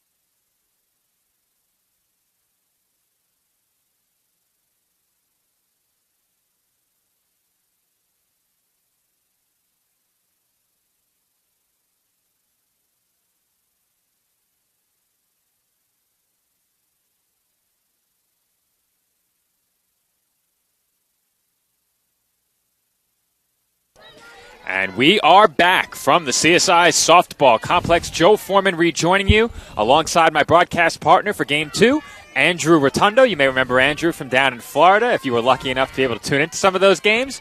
Internet made that difficult, but no internet issues today, Andrew, as we're back on the call for CSI Dolphins Softball and Anissa Acosta misses high with the game's first pitch for ball one. Absolutely, Joe, and that first game was a thriller. Dolphins came out on top 4-3, a big 4-run inning back in the fourth, and they were able to hold on for the win as that flies right over the head of Mayer, right into the face of me in the fence there. You didn't flinch, though. I didn't. No, I didn't. Not flinch. Now I'm going to have to head over to the stats desk in a moment and get our live stats pushing, but we need those for starting lineups. As starters were just passed over, Lewis is working on it. I had to make sure I said it loud enough so he could hear me. Comes the 2-0 pitch, and that's in for a called strike. So Lewis is inputting the starting lineups right now. He got them about, let's say, a minute before first pitch. If that. If that, correct. Also, the scoreboard is going to have a problem because they've already advanced to a full inning. That's taken down and away for ball 3. So I'm going to have to fix that as well if there's a run scored. Yeah, they're going to have a problem on the scoreboard now. They might want to reset the game. I think I'm going to have to do that for them in a minute. That's in for a called strike. So following this at bat, Andrew, I'm going to step off headset and take care of that, and we'll be right back. Well, you'll be here. I'll be right back. All right. I'll be right back. No problem. Get everything sorted out. Good battle here to open this game. And that's lined the other way down the left field line for an extra base hit. Rounding first and heading to second is Wells, and she's in standing with a leadoff double. And a good start for American International there as Joe heads over to push the stats and fix the scoreboard. That one's driven by Wells deep into left all the way to the wall. And Wells is in standing at second with nobody out. And American International is in business here to start this game.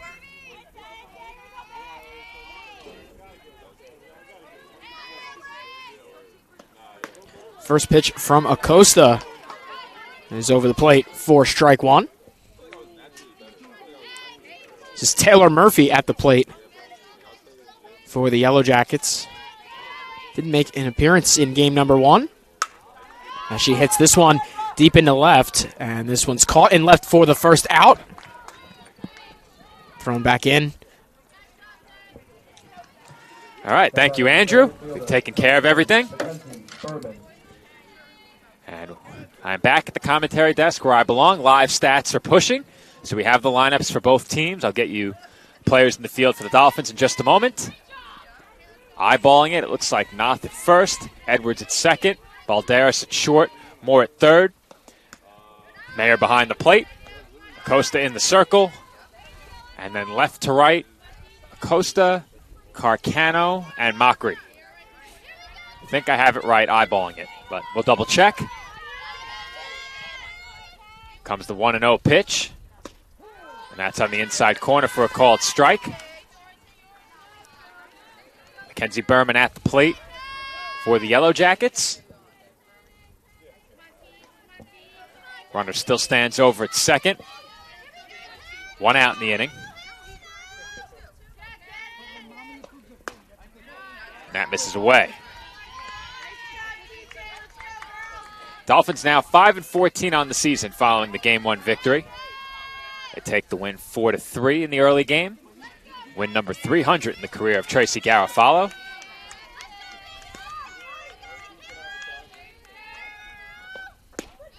And that catches the inside corner for strike two. Great job by Acosta here to stay with it. Get the count tied back up at 2. This is Berman. We saw in game 1. Always a tough battle at the plate. Berman was 1 for 3 in game 1 with an RBI. And that's grounded foul.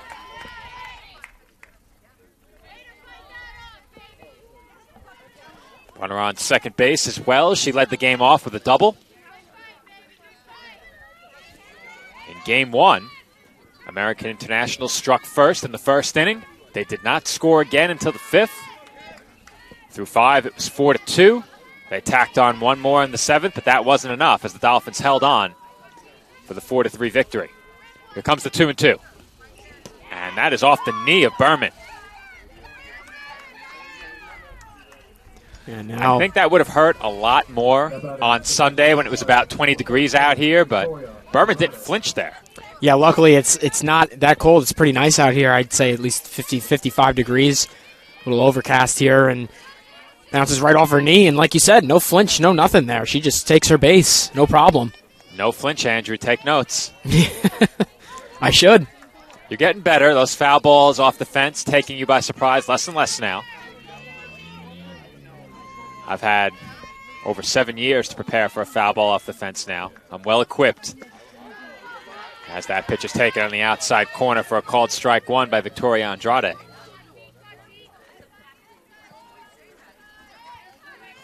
Runners now on first and second, one out for the Yellow Jackets in the top half of the first. And Acosta's pitch is fouled back. Acosta gets ahead quickly, 0-2 in the count here. Trying to bounce back and get out of this inning. Acosta looking for a strikeout in this spot. It would be her first of the game. Comes the 0-2. That's fouled away. Anissa Acosta on the season. Comes in having appeared in 5 games. This is her third start. She's pitched to a 10.5 ERA with a whip of 2.77 and 8 2/3. She's allowed 16 hits, 13 runs, all of those earned. She's walked 8 and struck out 9. And that misses up and away. Acosta was dominant in the circle at times last season.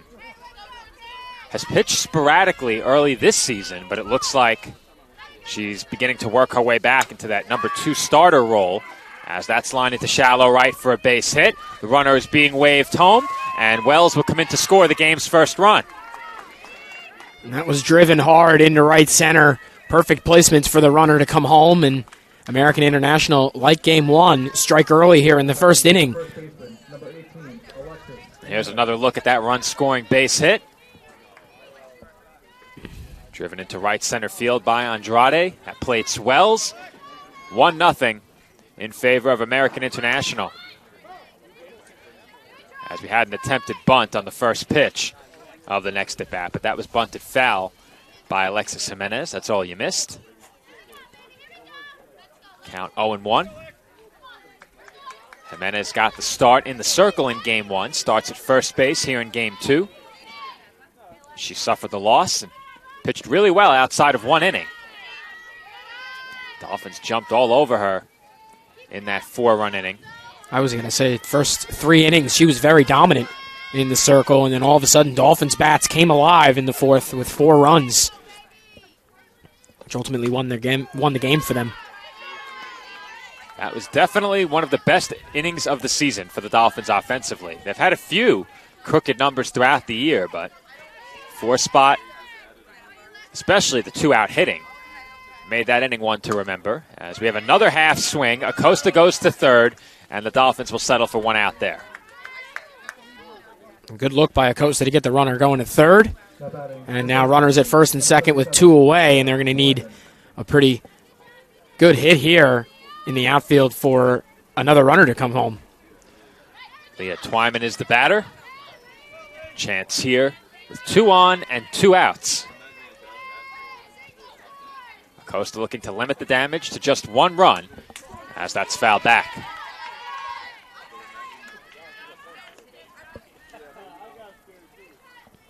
In game 1, Twyman was 1 for 2 at the plate, drew a walk.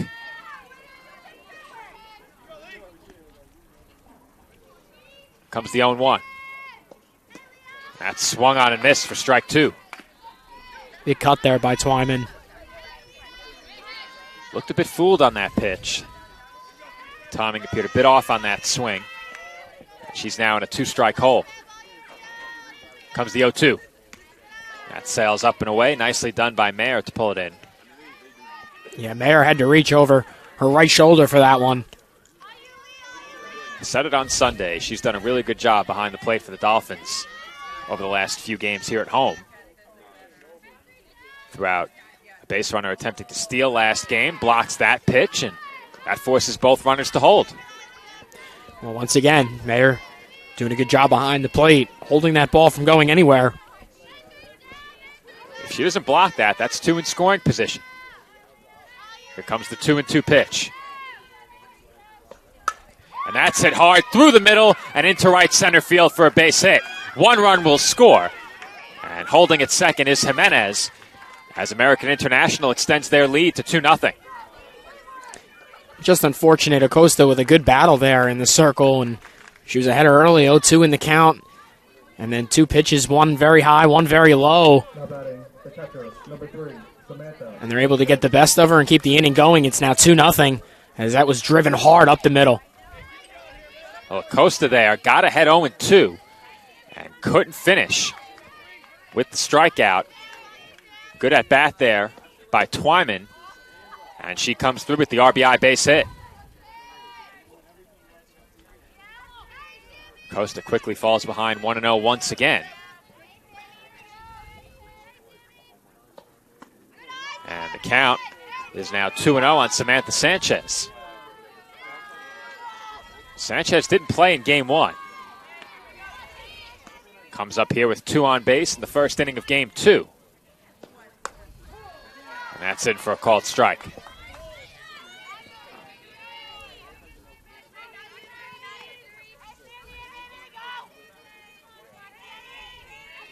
Comes the 2-1. And there's a called strike to even up the count at 2-2. A lot of spectators behind us had something to say about that last pitch. They always do. Always opinionated. And that's chopped back to the circle. Nice snag by Acosta. And that will bring the top half of the first inning to a close. But not before American International scores twice. We head to the home half of the first. 2-0 Yellow Jackets.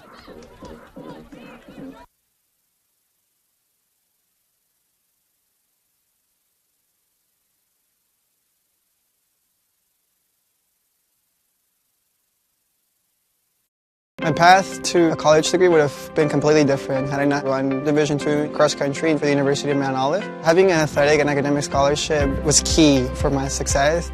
Our coaches were really helpful with balancing out my academics and athletics. I decided to attend graduate school because I wanted to become an athletic director. Receiving the postgraduate scholarship through the NCAA provided me with the flexibility to choose the school that I wanted. So now I know that I can accomplish any goal that I set for myself.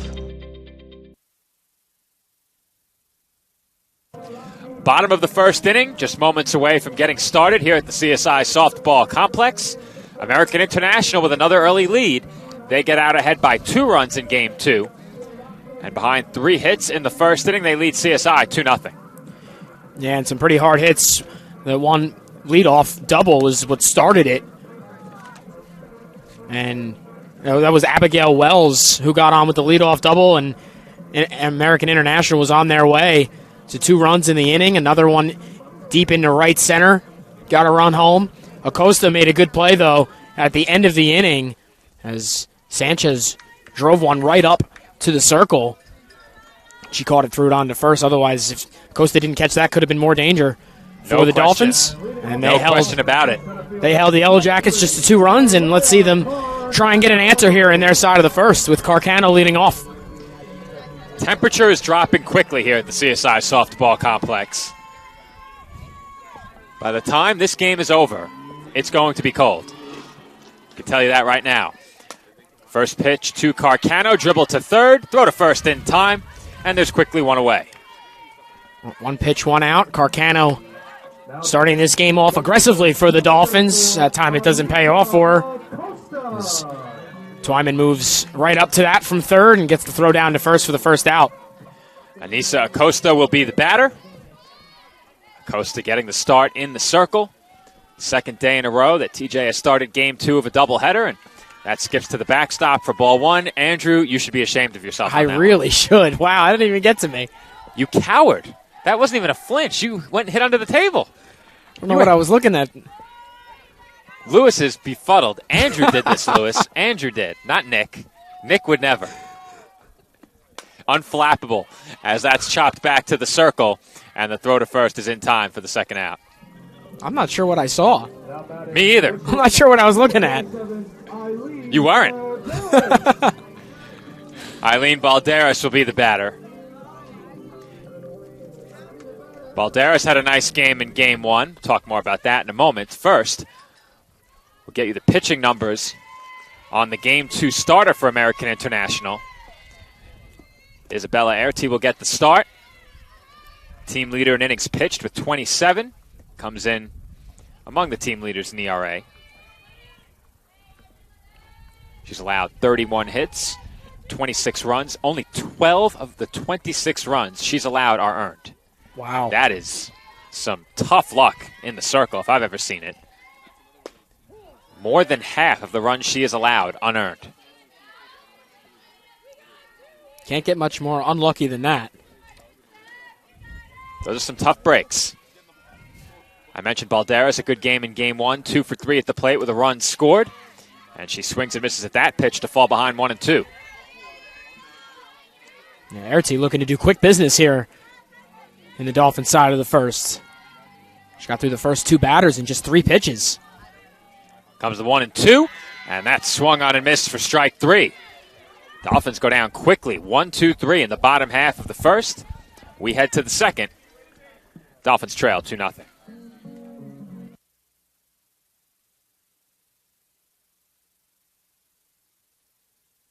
Being a champion takes more than talent, more than the perfect pass, more than using your head. Being a champion takes the spirit to always push harder, the ability to overcome any hurdle, and the fire to be the best. Welcome to Division 2, where the pursuit is yours to create. And the question isn't, can you do it? It's, will you?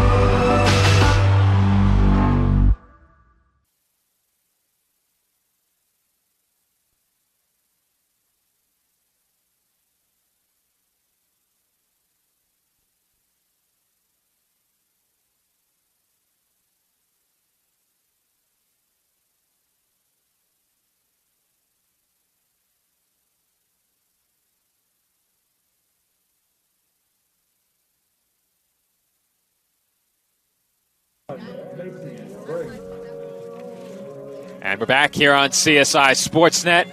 Top half of the second inning from the College of Staten Island. The Dolphins trail 2-0. 3 first-inning hits, 2 first-inning runs for the Yellow Jackets. Gave them an early lead. They'll look for more here as that's fouled away. Macy Ring is the batter to lead things off in the second. She didn't play in Game 1.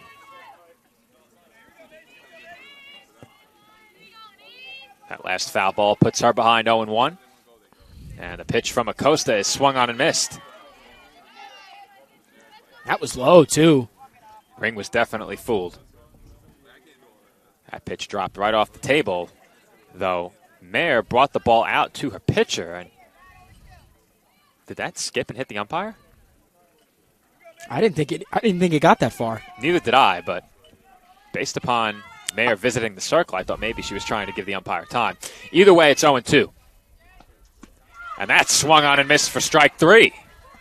Wow, Ring goes 1-2-3. Beautifully done by Acosta in the circle to lead off this side of the second. Good morning, good afternoon, and good night, they say, on the 3-pitch strikeout. And there's quickly one gone in the road second inning. And the last pitch was way off the plate. She fooled Ring. Lily Akampora will be the batter. Got in late in Game 1 as a pinch runner. Bats out of the 9th place spot in the order here in Game 2.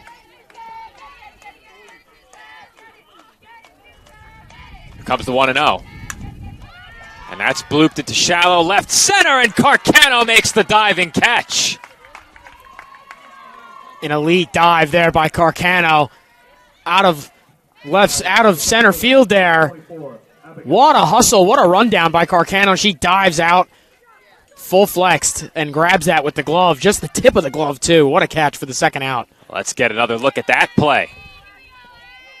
Off the bat, I thought for sure that was down. Carcano had other plans as that's grounded off the glove of Acosta. Throw to first. Not in time. Now batting the second baseman, number 2, Taylor Murphy. A 2-out infield single keeps the inning going. And Acosta's glove I think was what allowed the runner to reach there, as tipped off and kind of stayed in the air for a second.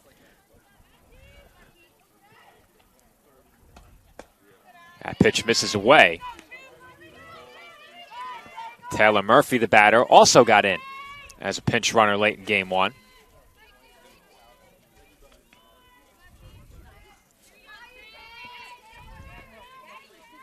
Four hits now for the Yellow Jackets, as that's on the corner for a called strike. Here's another look at that last play off the glove of Acosta.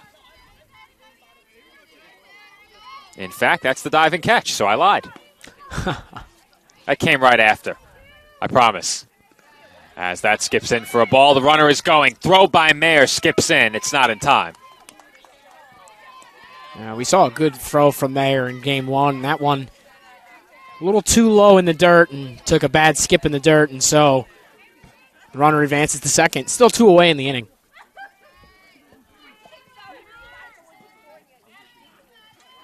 Two and one the count. Pitch from Acosta is lined through the hole for a base hit. Runner being waved home. Throw to the plate up the line, not in time. And advancing to second is Murphy, as she stands over at second base following another RBI base hit. And that's a tough break over at short. That just skipped underneath the glove of Balderas. I thought she was going to be able to reach out and grab that, but no, just out of the reach. It rolls into left center. That allows a runner to come home, and the throw back home was way offline. And so now the Yellow Jackets jump to a 3-0 lead here in the top of the second. That ball was hit hard. That was smoked on the ground. Here's another look at it.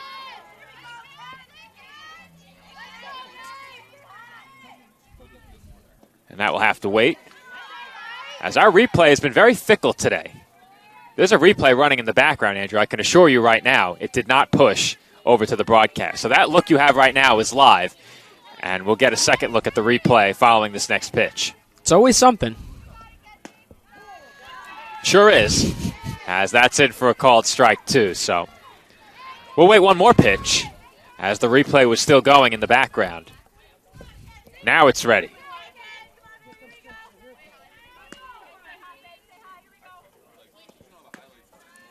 And that misses for ball one. So here's another look at that last play.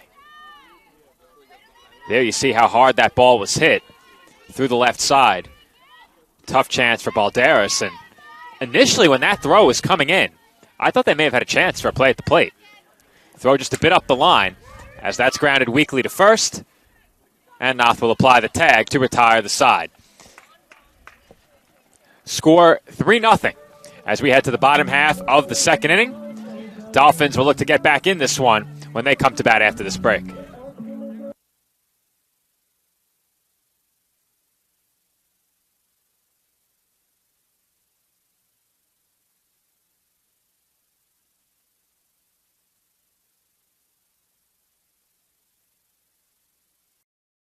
Being a champion takes more than skill, more than endless drills, more than using your head.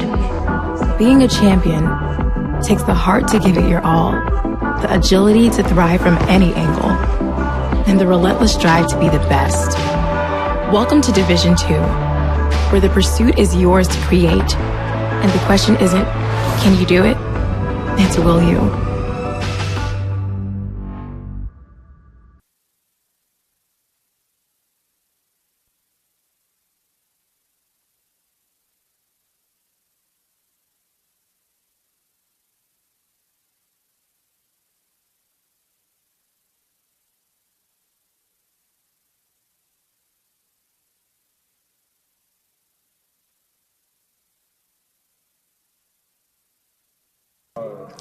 And we're back for the bottom half of the second inning. Dolphins trail 3-0. Already 5 hits in the game for the Yellow Jackets. Dolphins still looking for their first base hit. And Liz Moore swings through that pitch for strike one. Not much in inning number one for the Dolphins of anything at all, really. They went 1-2-3. Were very aggressive at the plate, and Liz Moore starts that again as she first pitch swings and now swings at this one. And that's a weak ground out to second for the first out of the inning. Moore was coming off a 2-for-3 effort in game one. Retired in her first at bat here in game two. And Alyssa Acosta will be the batter. Let's see if Alyssa Acosta is a little bit more patient in the first few batters of the Dolphins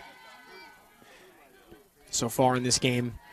Dolphins were in attack mode during the first inning, that's for sure, and Moore continued that trend in the previous at-bat as Acosta looks at ball one.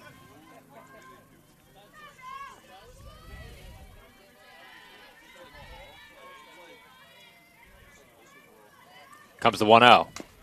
That's chopped foul. I'm watching you, Andrew. I know you saw that. Don't you flinch. That was a small one. Really trying, really trying. You'll get used to it.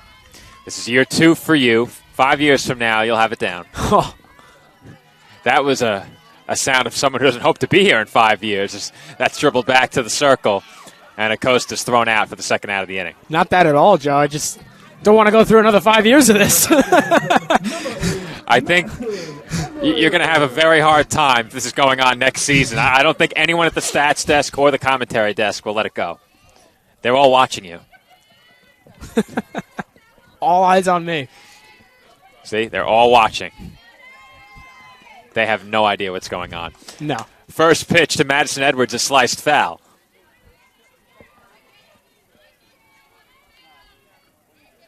Edwards got the start in game 1 as well. She went 1 for 3 with an RBI.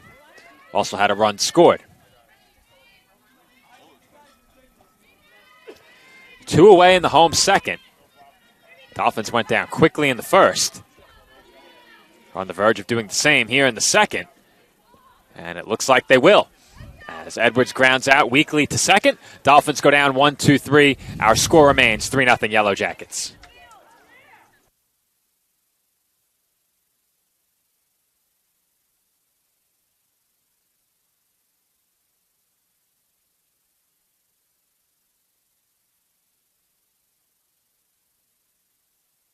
For me, just kind of was the glue that kept my family together. I feel like, I don't know what it was that drew me in, but after I started playing for a while and started seeing some early success as a little kid, to see how much it meant to my parents to see me play the game and try to make a difference was really what fueled me to keep playing and stay competitive.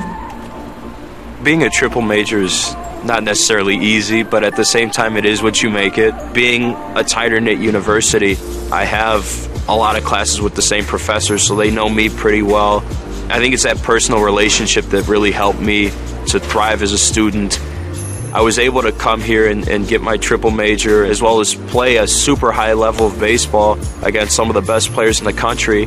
There's a lot of options here in Division II with a lot of great ball players and a lot of great people, and they make sure that they give you every opportunity to succeed on and off the field.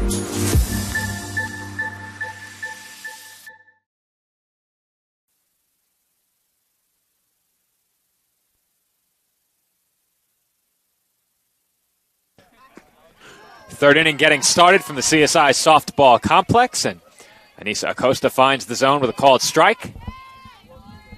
Victoria Andrade at the plate.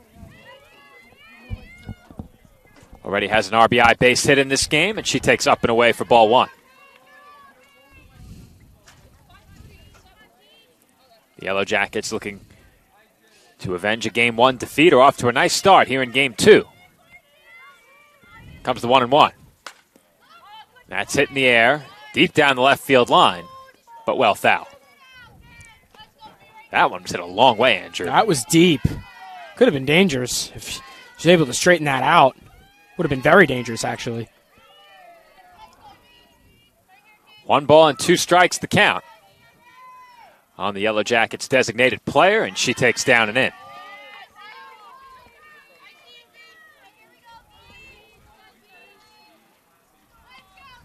Two and 2 the count now. Here comes Acosta's pitch. And that's lined into right center. Was that off the glove of Edwards? That was in and out of the glove of Edwards, up into the air and behind her. Very unfortunate play. We'll take a second look at it here. Every once in a while, there will be a play that is obstructed from our view behind home plate. We'll wait one more pitch here and then get a second look. But there are some things we can't see from behind the plate, depending on the position of the umpires. That sails to the backstop. And the wild pitch will allow the runner to take second. We'll slow it down just a bit as well and get another look at that last play.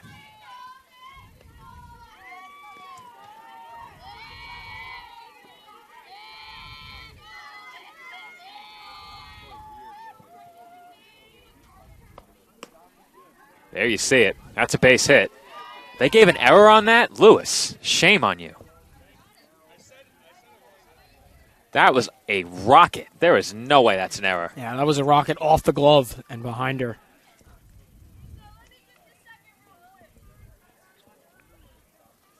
Would have been a highlight reel catch if she could make that. The wise man not looking so wise right now. He's got to put his thinking cap on.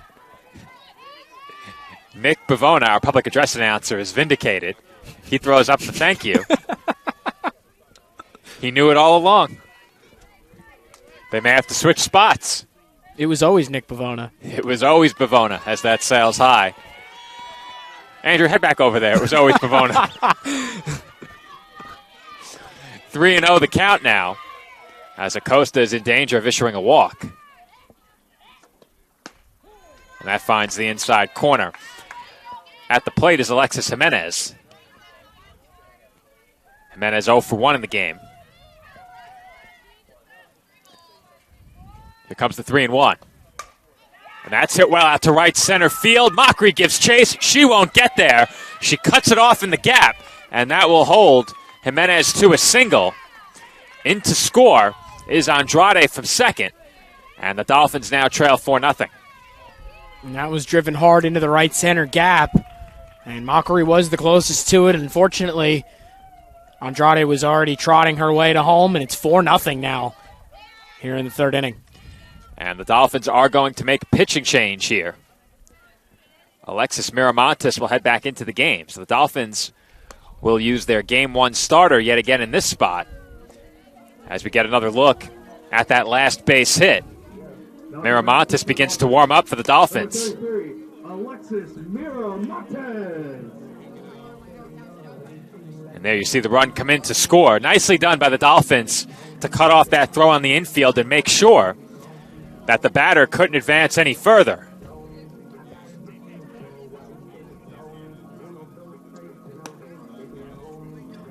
They're passing those changes along to the stats desk here. Now, in the initial lineup, Miramontes was listed as the starting pitcher and flex. Acosta was listed as the DP.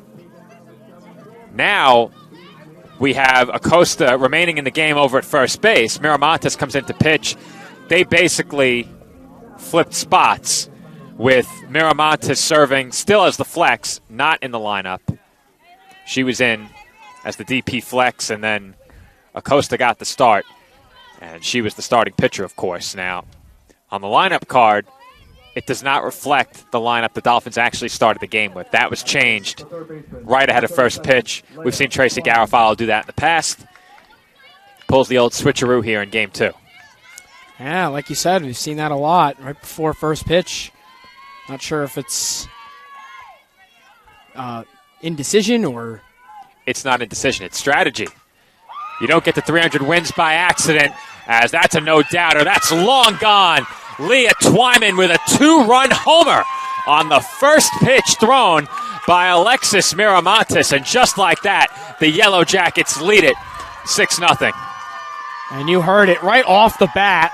That was cracked into left over the wall. And American International continues to pour it on here with that 2-run homer. It is now 6-0 here in their side of the third. That was as much of a no-doubter as we have seen. That ball was crushed. And Twyman makes it a 6-run game.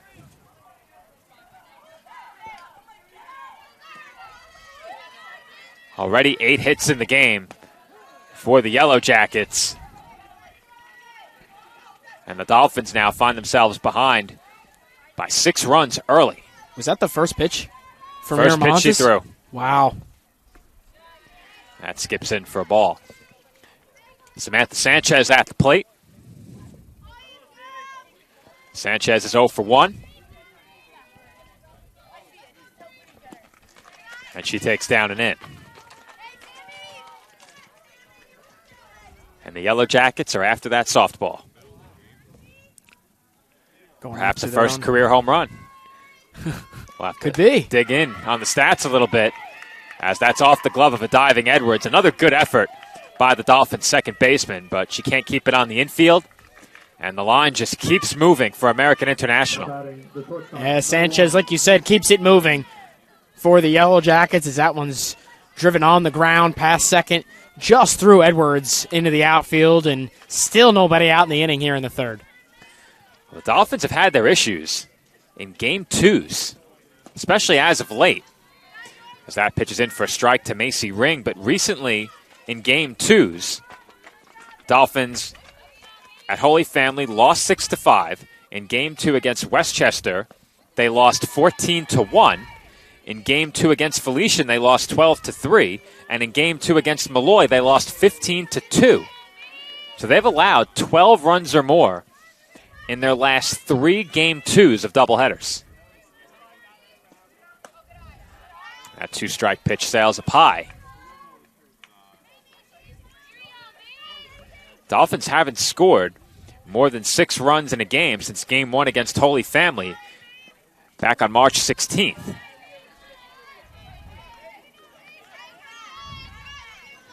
They will need at least 7 to win this one. 2-2 the count on Ring. That's hit well out to left center, and that falls in front of Carcano. That was off the end of the bat just a bit. I thought she got more of it, but once again, a base hit for the Yellow Jackets, and the Dolphins are still looking for the first out of the inning. Yeah, Ring keeps it going, just able to get enough of it into a spot where there's a gap for another base hit, and Miramontes, 3 batters and 3 hits so far. And the first one being a home run.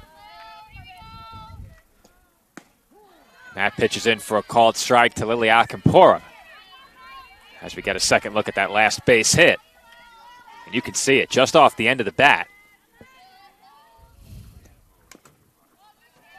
That one's fouled back, and Akampora is quickly in a 2-strike hole. Double-digit hits now for the Yellow Jackets. As the home plate umpire will dust off home plate here. Talk about a thorough job. Yeah, it took a few more seconds than usual there on that than we're usually used to. Home plate nice and clear as that sails up high. It's good to make sure the aspiring umpires in the stands have a good look as well. They always like to make their voices heard. Never fails. As that's hit over to third, Moore will go to first with it, and the Dolphins get the out there. Well, good work there by the Dolphins to finally get the first out. I have to go back to the play-by-play. How many batters came to the plate before the Dolphins got an out in this inning?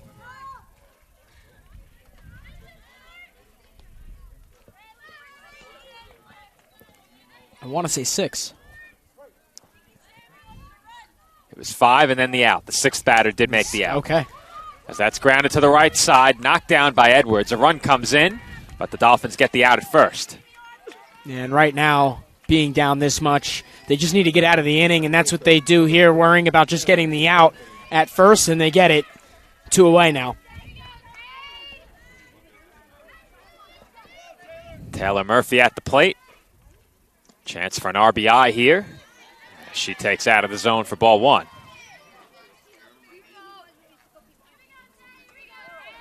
Murphy is 1 for 2 at the plate in this game. Already has a run batted in. And she's at the plate for the 3rd time in as many innings. That's a recipe for success.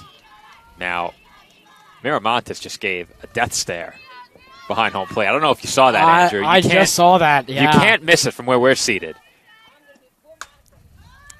That's flared out into shallow left center, and Acosta makes the catch on the run to retire the side, but not before the Yellow Jackets strike for 4 more runs. They lead CSI 7-0 heading to the bottom of the 3rd.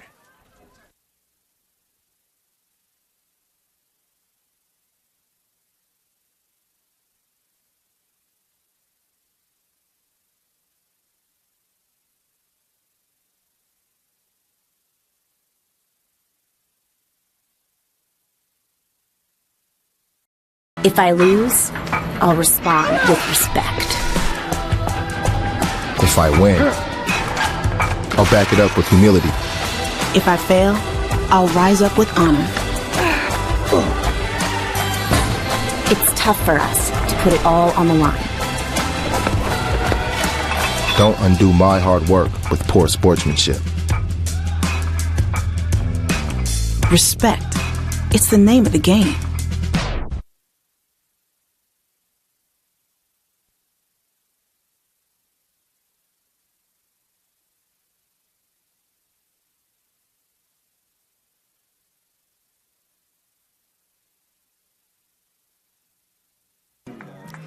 And we are back from the CSI softball complex.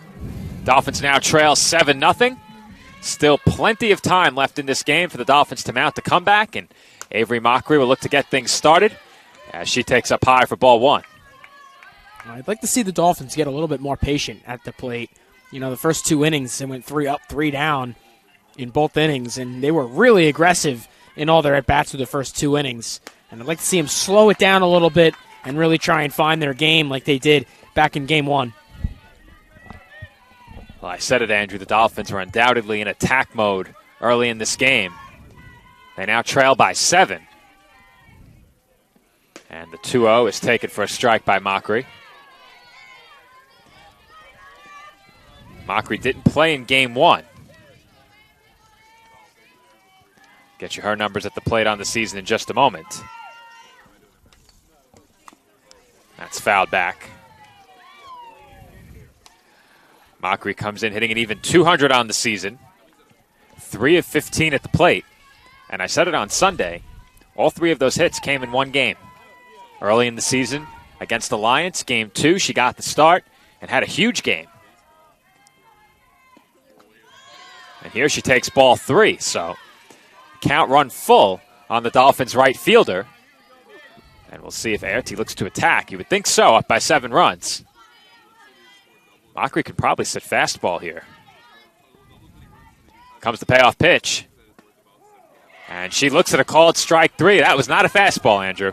Yeah, that was a tough look for Mockery. She got locked up on that one.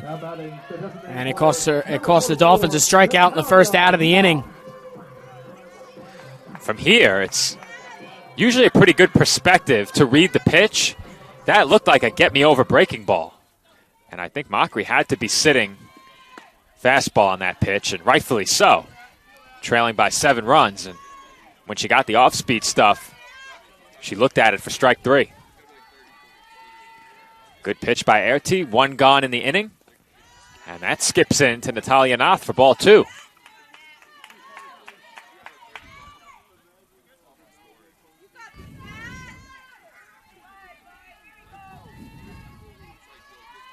Comes to 2-0. And that's in for a strike.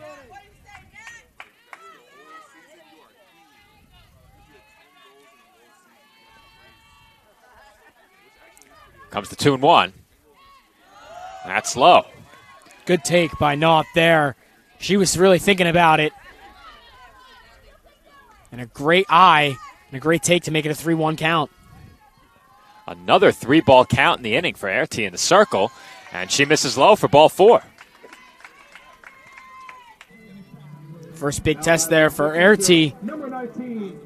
She's able to prevail on the first out of the inning with the strikeout. Noth was able to come through there with an earned walk and get the Dolphins their first base runner. Dolphins will certainly take it.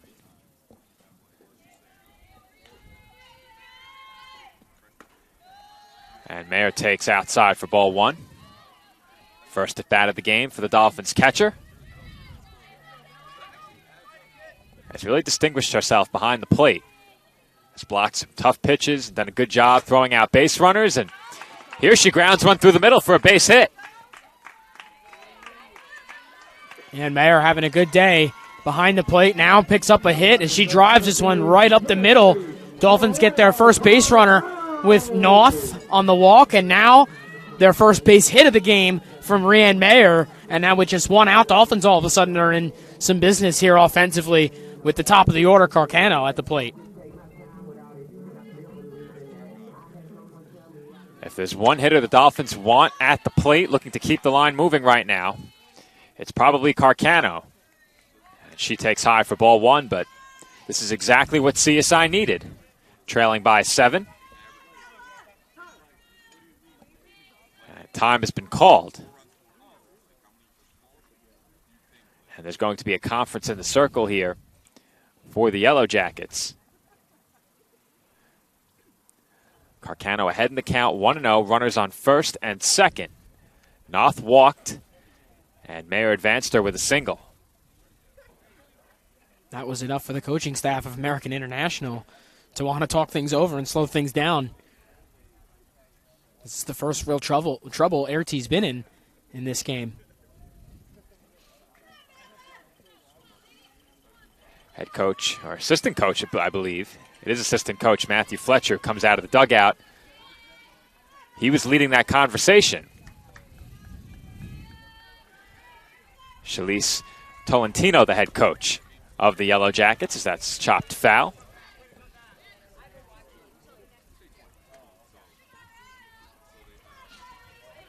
One ball and one strike the count on the CSI center fielder. The Dolphins can avoid the double play. Anissa Acosta gets a chance, and that handcuffs the shortstop. Throw goes to third, and they get the out there. Soft liner off the bat of Carcano, and very fortunate for the Yellow Jackets that ball didn't go into left field. Yeah, Ring, it swiveled on her a little bit as that took a bounce in the dirt off her glove, and underneath her had to track it down, able to make the throw to get Noth over at third. And 2 outs, 2 on for Anissa Acosta here at the plate. Ring was just able to keep that from going through the 5-hole. That was a tough handle. That was very close. She trapped it down against the dirt, composed herself, and threw out Noth. Nicely done by the Yellow Jacket shortstop. Airty 1 out away now from escaping trouble here in the third, but she falls behind 2-0 against Acosta.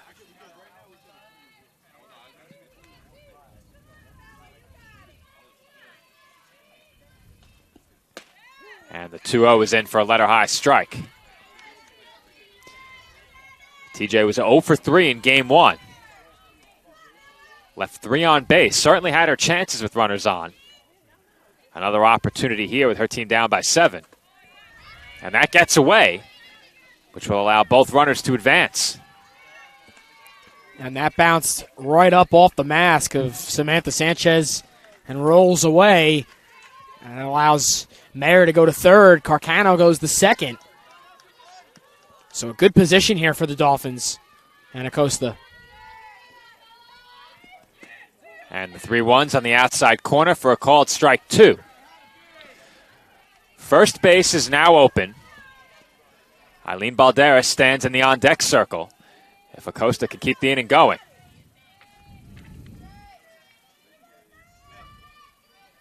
Comes the 3-2. That skips in for ball 4. Great work by Acosta. Great patience and a good battle with Airty. Allows the Dolphins to load the bases here and bring Balderas up to keep the inning going. Big spot here for Balderas. Balderas 2 for 3 in game 1. Struck out her first time up here in game 2.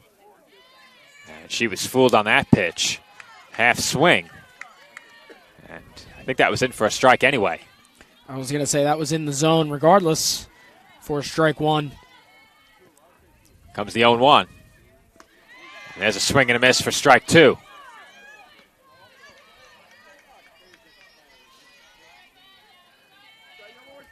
Airty quickly ahead. 0-2 on Balderas. Balderas really looking for her pitch here, those first 2 pitches. And Balderas held up. Just enough. Just barely, but she held up.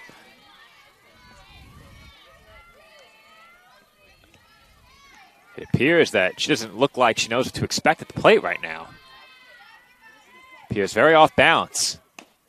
That's chopped foul. That's something that can be corrected the more pitches you see. Not sure if we have the pitch tally in the play-by-play. We don't. I was curious to see how many pitches she looked at in the first at-bat. She's now seen 4 here in this at-bat. Here comes number 5. And that's grounded to short. Ring has it. Underhand toss to second in time. And the side is retired. The Dolphins strand the bases loaded. They still trail 7-0 heading to the 4th.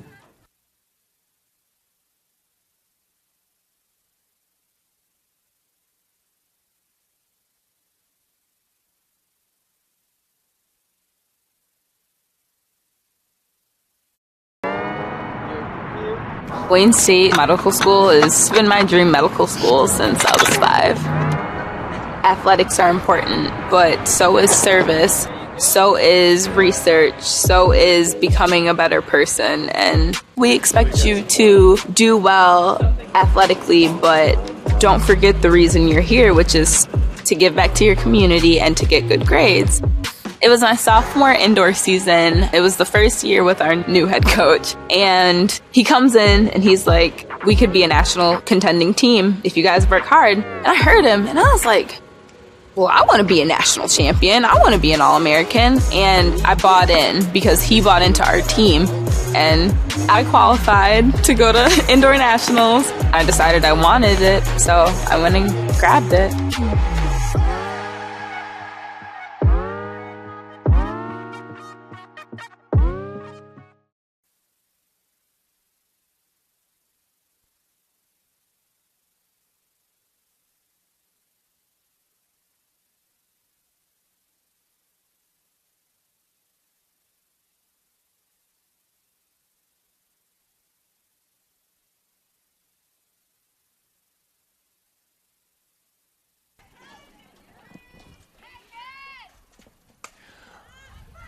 Road 4th inning underway, and the Dolphins have a quick first out.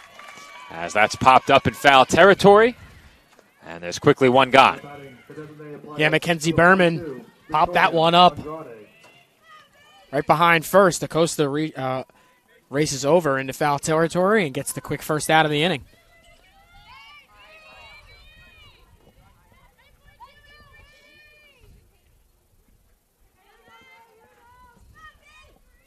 At the plate will be Victoria Andrade, and she takes a called strike. Andrade at the plate in this game, 2 for 2 with an RBI. And that's it well out to left, and Acosta plays it on the short hop. She made that look easy, but that was a dangerous play. That could have been very dangerous, and now 3 for 3 at the plate.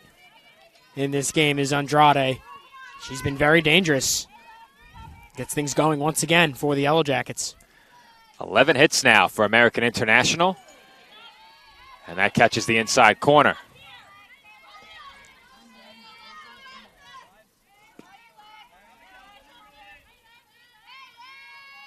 Here comes the 0-1. And that's hit sharply through the middle for another Yellow Jackets base hit.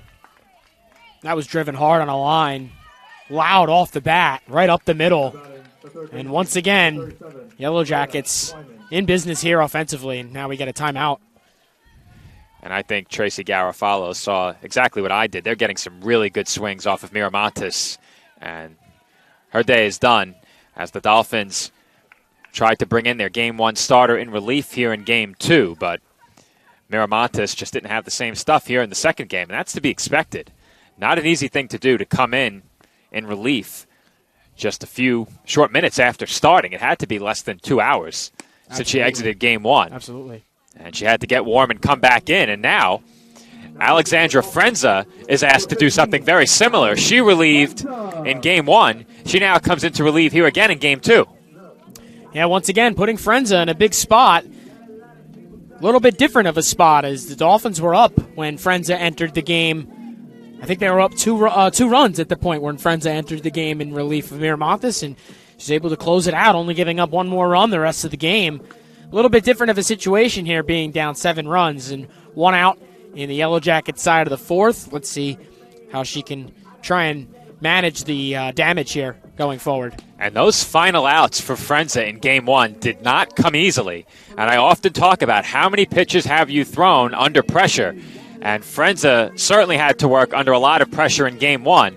That's something to keep in mind as she comes here to pitch in Game 2. And we'll see how she fares. Now, Miramontes came in. Leah Twyman was the first batter she faced. Twyman promptly sent one over the left field wall. Twyman also the first batter that Frenza will face, and she fouls that pitch back. To say the least, another aggressive batter in the Yellow Jackets lineup that's been successful in Twyman. Twyman already 2 for 2 in this game, 3 RBIs. Of course, had that home run. That was a 2-run shot. So 2 separate RBI hits for Twyman in this game. She's behind 0-1 here. And the pitch from Frenza misses up and in. Yeah, it sailed high.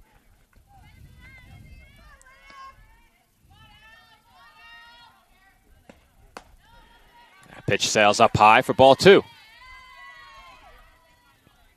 Back-to-back similar pitches there from Frenza.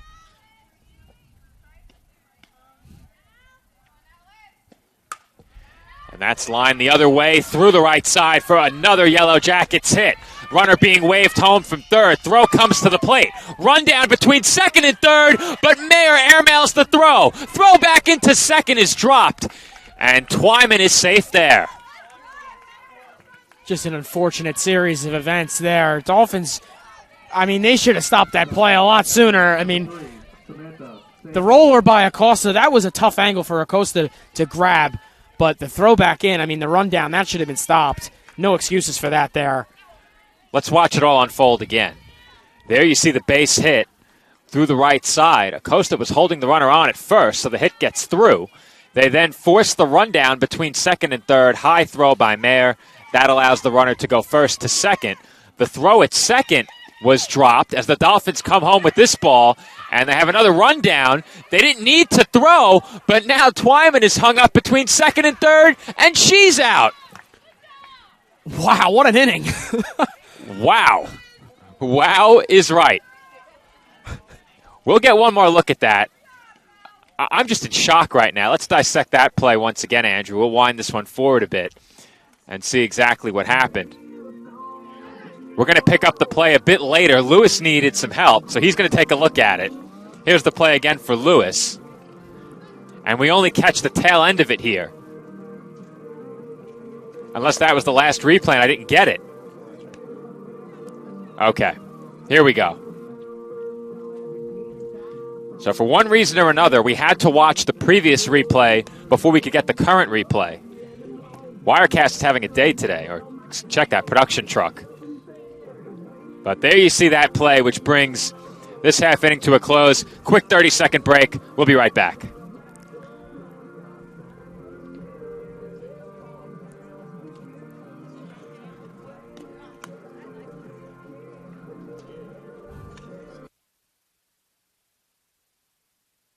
Stop to make sure someone is okay. Get in the way and disrupt the situation. Notify an authority. Or walk them home safely. We can change the language around rape. We can make campuses safer for our teammates, our friends, and our classmates. We cannot be bystanders. Taking action isn't always easy, but it's on us to intervene. Because we can. Learn more and take the pledge at itsonus.org.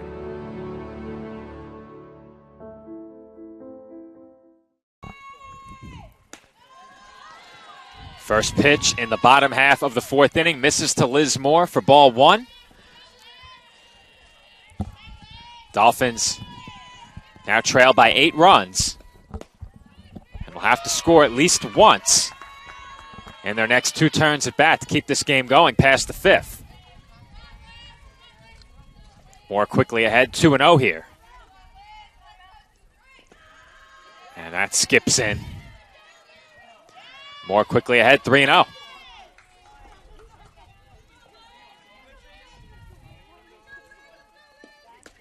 And that 3-0 pitch is over for a strike. Well, Andrew, that last half inning, those 2 plays were as unusual of a two plays as I've seen in a while. It's crazy because it's back-to-back runners. Back-to-back batters, excuse me.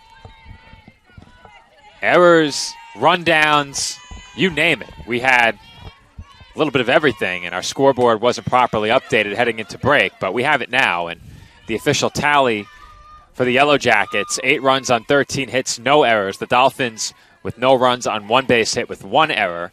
You'll see that reflected heading to the break in the next half inning.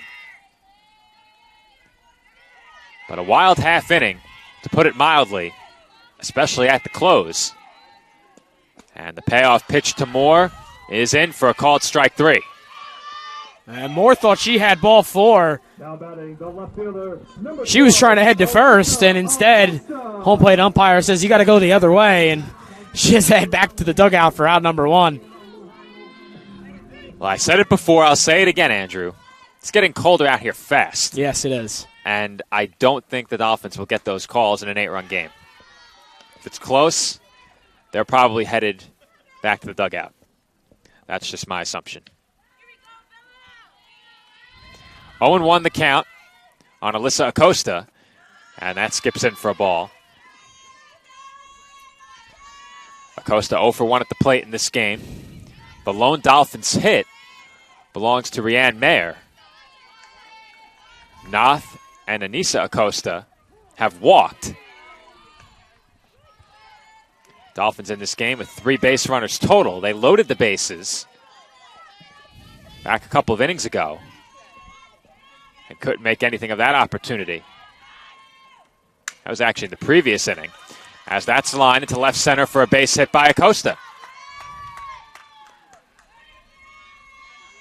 I like the intensity there from Acosta. Strong battle at the plate.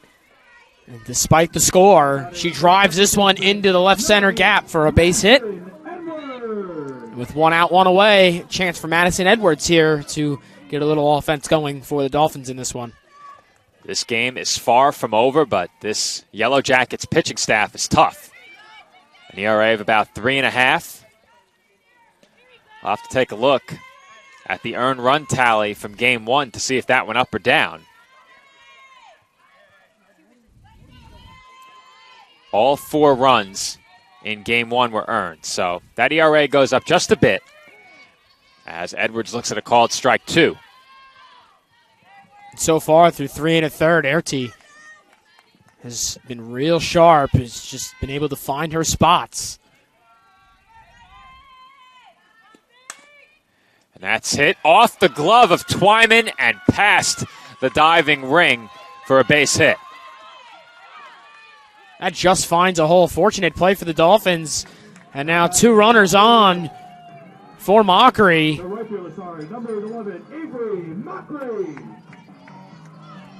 All eyes on Nick Bavona now, who just apologized.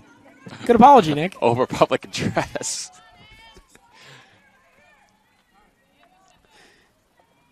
And it looks like we may have a pitching change or perhaps just another conversation in the circle here. And it looks like they're going to check on Macy Ring over at shortstop. So as they check on Ring at short, we'll step aside and take a quick break. Dolphins have 2 on, 1 out. They trail 8-0.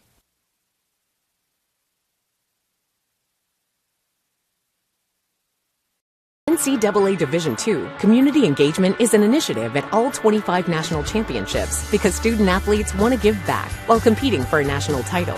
Over the course of the year, Division II student-athletes have an opportunity to leave a lasting impression in local communities throughout the country. Whether Division II student-athletes are volunteering at hospitals, schools, after-school care programs, foster homes, or retirement villages, they make a difference in the lives of others. In Division II, we rise to the opportunity and make community engagement ours. Avery Mockery at the plate with 2 on, and she takes up and in for ball 1 as Macy Ring was checked on by the coaching staff for the Yellow Jackets. She is okay and remains in the game at shortstop. And she took a hard dive into the dirt now going for that. Nick Bavona, our public address announcer, after apologizing to the crowd following the announcement of the batter, tried to contradict us and say that should have been an error on the infield. So we'll take a look at the replay. Nick's usually pretty good. So if he thinks it's an error, it's worth a second look. Did Nick take his thinking cap off? It looks like it's loosely on his head right now. It's a little bit high up, but it's still on. Okay. Mockery now behind 1 ball and 2 strikes. Now, I don't believe I clipped the replay of that ball off the bat of Edwards, so we'll have to check it on our website. And Mockery looks at a called strike 3 there. She was very unhappy with that as she goes back to the dugout, and a lot of anger there, shaking her head. She couldn't believe it. And North comes up with 2 outs and 2 on here as she was able to get the walk in her last at-bat.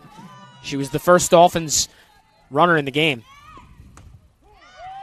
And Natalia North takes a called strike. Now we're going to pull up the stream here on my laptop in the background, and we'll try and get another look at that play shortly. And North is quickly in a 2-strike hole.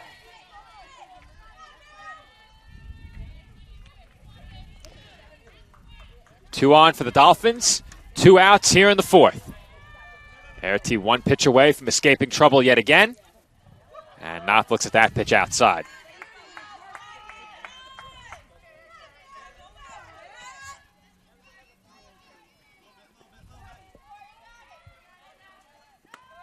That sails way upstairs. North started aggressive here and now working herself into some patience is from 0-2 to 2-2 here in this at-bat. And that's it toward the middle. And with the glove flip, the out is recorded over at second base. Nice play there on the move by Murphy. And the side is retired. So before we head to break, we will take a look at that last play.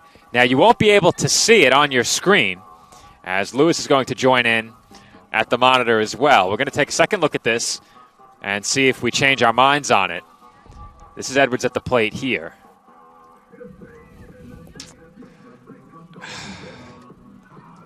It all comes down to whether or not you consider a play ranging to your left, having to reach the glove out to your left as routine. We'll get one more look at it. We're going to slow it down. I believe it's on the next pitch, everyone, so keep your eyes open here. Let's get it to half speed now. We do apologize for those watching at home who can't see the replay. We're getting a second look at it right now on the monitor.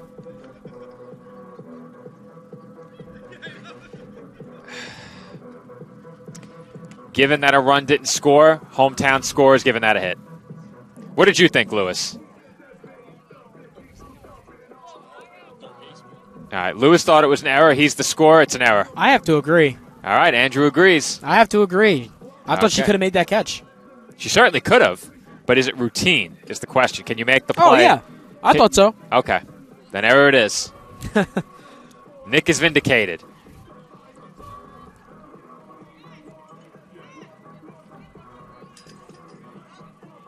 No commercial break this half inning as we're about set to resume action. The shortstop, number 1, Macy Ring. And Macy Ring will be the batter.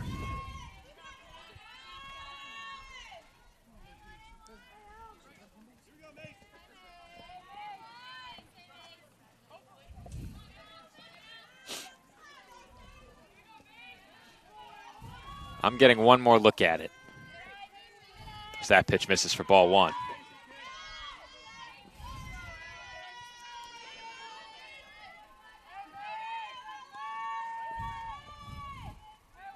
Alexandra Frenza back to the circle for the Dolphins. And that catches the inside corner for a strike. Great spot from Frenza there on that last pitch to get the count all knotted up here at 1. That's fouled away. Count runs to 1 ball and 2 strikes.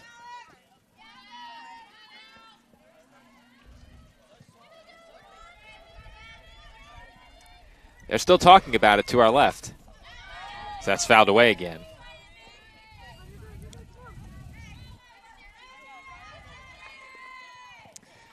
Personally, I haven't changed my mind. And there's a big swing and a miss by Ring for strike 3. Great work in the circle to get the first out there by Frenza. That first strike. It was a great spot. A little high, but got the strike and a couple of foul balls, and she was able to work it to a strikeout. That pitch catches the inside corner for a called strike one. Lily Akinpora at the plate here. And she swings and misses for strike two.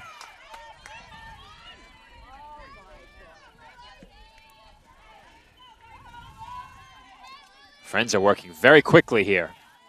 Here comes the two-strike pitch. And that's lofted into center. That's down for a base hit. Unfortunate for Frenza. As you said, Frenza was working quickly through this half inning. And all of a sudden, a base hit puts the Yellow Jackets in business once again here in their side of the fifth. Now, I've seen a bunch of these half swings today by the Yellow Jackets, just assuming they were fooled by a particular pitch, but these half swings appear to be intentional. Not a style of play that I've seen before in person. I'm sure it's nothing too unusual, but that was another half swing, that time by Akinpora. It's surprising how much contact it makes and how far they can hit the ball with just that half swing. Off the bat, I could tell for sure that was going to get down. Now, if you follow through on that swing, perhaps that catch is made by Carcano. Who knows? But not something I've seen before in person. As that catches the outside corner. At least I thought so. Now, is it 1-2 or 2-1? I believe it's 2-1. I believe the home plate umpire called that ball too. Okay. I thought I heard a verbal call, so that was called a strike as well. The scoreboard reads 2-2, and that was indeed strike two. So 2 balls and 2 strikes the count. Abigail Wells at the plate here. Wells 2 for 3 with an RBI. Has doubled and scored 2 runs in the game. And she sends that one foul.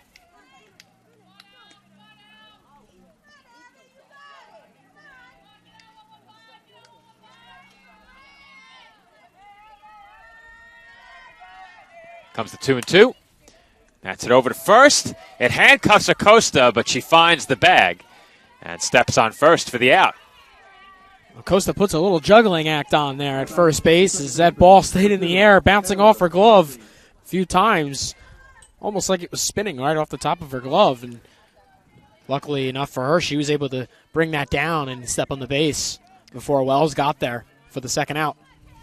That ball took a bit of a weird bounce as Taylor Murphy takes a letter-high strike. Murphy is 1 for 3 with an RBI.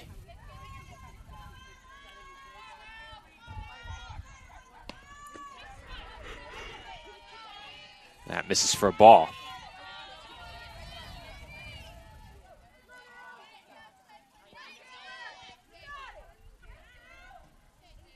Comes the 1-1. And I think Murphy just got under that one as the catch is made in foul territory by Mockery for the final out of the inning. Dolphins' deficit stands at 8 runs. They need to score to keep this game going past 5, 8-0, heading to the bottom half of the fifth.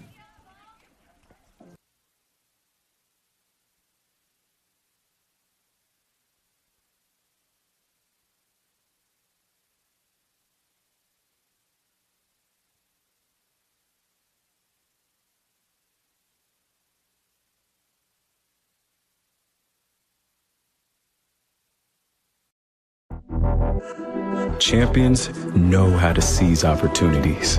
When they see moments of greatness unfold right before their eyes, they push as hard as they possibly can. And then they push harder. Because the heart of a champion never settles, never quits, and never stops giving its all. We are champions. We are Division II. We go big, we give it everything we've got, and we win. On the field, on our campuses, in our communities, for our causes, in our careers. We rise to become champions in everything we do. We are Division II, and there are no limits here. We make our time count. We set our own path. We become champions on our terms. it's time to up your game because we're here to play and learn. But most importantly, we're here to discover ourselves, our vision, our heart, our drive to achieve every goal we aim for because we want to be champions at the highest level, life. At Division II, the opportunities are here. Are you ready?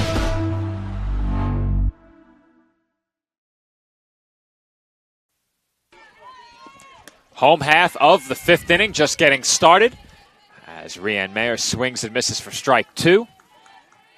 You missed just a single pitch during that commercial break as the Dolphins must score to keep this game going. And this is away for ball 1. And Andrew, the team might start to petition to keep you off the broadcast if these games keep turning out this way with you on the call. You haven't called a close one yet. I'm not liking how that happens. I just mentioned to you before. Why I always get these types of games. I want to get a close game. Whether it's in favor of the Dolphins or against. Right, whether it's in favor of the Dolphins or against them. I can never seem to get a close intense game. They're all pretty intense, but that pitch misses low. Well, the intensity factor is compounded by the fact that we're between the two dugouts. Count is 3-2. And in front of most of, if not all, the spectators. Did we miss 2 pitches? As that's down and away for ball 4. Appears to be, as Mayer earns the walk there to lead off their side of the 5th. Back to the top of the order for the Dolphins now. As Tracy Garofalo will send a pinch runner into the game, and the Dolphins will do everything they can to get that run across. Sophia Daidana back into the game as a pinch runner. Came on as a runner late in game 1. Not much going on offensively in this game for the Dolphins, but Rianne Mayer has been a bright spot. She has one of the 2 base hits, and she just earned a walk there in their side of the 5th. Well, for those of you who kept a close eye on it as we came back from break, perhaps you didn't see it coming back from break, but it was definitely on the screen heading into break. Dolphins had 3 hits on our break board. They now officially have 2 hits as that dribbler to the left side has officially been ruled an error, though I do get the final call. We'll see how I feel tomorrow. You sign all the paperwork. I signed the timesheets, most importantly for all of you. So I tried to make it sound more official. Lewis is very concerned about his timesheet now.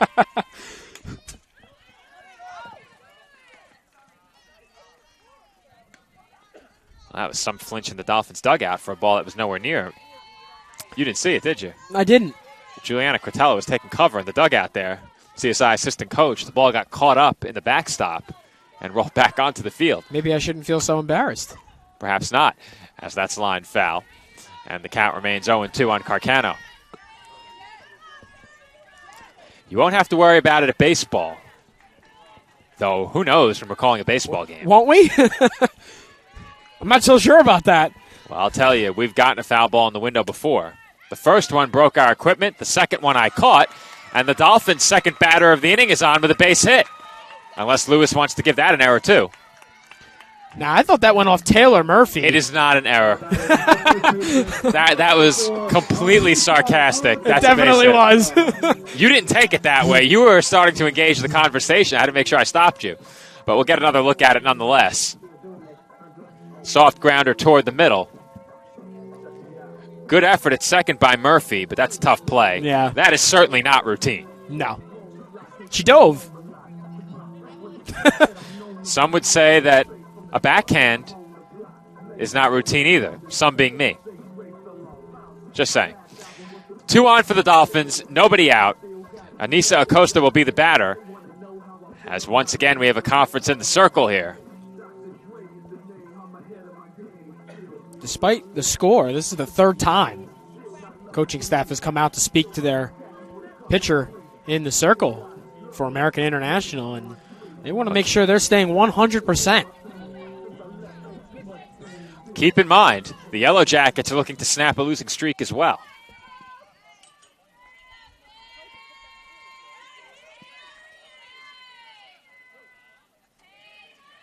Anissa Acosta, the batter. 2 on, nobody out.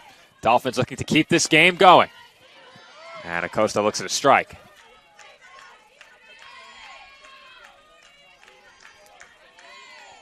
TJ still looking for her first hit of the day. Is officially 0 for 1 with a walk here in game 2. And that's it well out to deep center field, and it's over the outstretched glove of Wells. 2 runs will come in to score, and it's a 2 RBI double for Anissa Acosta. The Dolphins are on the board, and they now trail 8-2. And that was hit hard by Acosta deep into center field right off the bat. You knew that was going to be trouble, and that's going to drive home the first 2 runners of the game for the Dolphins, and they're going to keep this game going.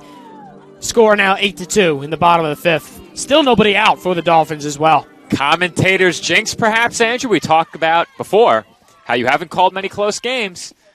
The Dolphins looking to make this a bit closer, and that will help their cause as Balderas lines a base hit over the outstretched glove of Murphy at second base. We do apologize for you missing that as we were watching that last base hit by Acosta. Balderas wasting no time attacking the first pitch. And now the Dolphins have runners on the corners, still nobody out, and Liz Moore will be the batter. And Moore chops one toward the middle. Ring knocks it down, and the backhanded flip is off the glove of Murphy. Things are getting a little sloppy here for American International all of a sudden. I'm not sure how that throw got away. That flip was very short and somehow went off the glove and dribbles away. And the Dolphins now, all of a sudden, with 3 runs in the inning. Andrew, I think that might go down as an infield hit. We'll have to ask Lewis how he scored that one. I gave it a hit on here. They certainly had no play at first. And the play at second was anything but routine. That was a close play as Acosta grounds one down the line. Balderas is being waved home, and she will score the 4th Dolphins run. Dolphins really lighting it up now. Came into this inning down 8-0. They have cut that in half with 4 runs and 4 hits in the inning. And now Layla Aponte is going to get her first chance of the day at the plate to keep this going for the Dolphins, now just trailing 4 runs. Well, Andrew, I think it's fair to say now, commentators jinx engaged. As soon as I mentioned that you hadn't gotten a close game to call, the Dolphins said, we'll give you a close game. It was last half inning. It was in this inning. It was in this half inning. It was before the last break. Was it before the break? It was. It was before the last break. I thought it was during this same half inning, but nonetheless, Dolphins have cut the lead in half, as you said, and they gave an error on that play at second base. Now, I'm going to have to agree with you here. I don't know if that was an error. That one's getting changed. Yeah, that wasn't very routine. I mean, let me sloppy. Let me call over. Take an error off, add a hit, everyone. They're going to fix it right now. That was not a routine play at second base. It took a diving stop and a tough glove flip, and the flip was made from about a foot away from the second baseman covering. That is not a routine play.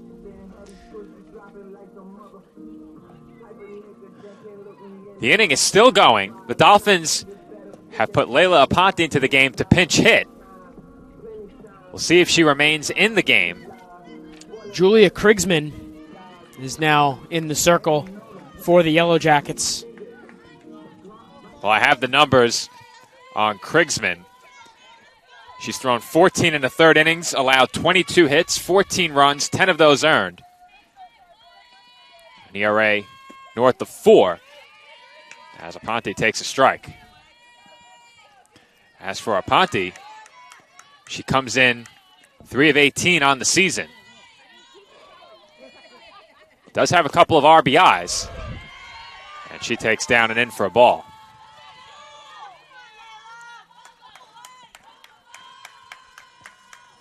Dolphins officially now with 7 hits. And Aponte has number 8. Throw coming in from right field to the plate, not in time. Moore holds at third. And the Dolphins now have the bases loaded. Big base hit there. Dolphins keep it going. Their 8th hit, 6th hit of the inning there from Aponte and the Dolphins. And now this is a brand new ball game, it seems. Avery Mockery, the batter. Bases loaded. Still nobody out. And that's taken down and in. How about this? The Dolphins offense coming to life here in the 5th. Comes the 1-0. And that's hit hard on the ground to second. Throw comes to the plate just in time. Wow. That was just in time. I mean, that was so close, but I think the call was the right one. We're going to watch it again. We're only going to watch the tail end of it. Number 24, Natalia Knopf.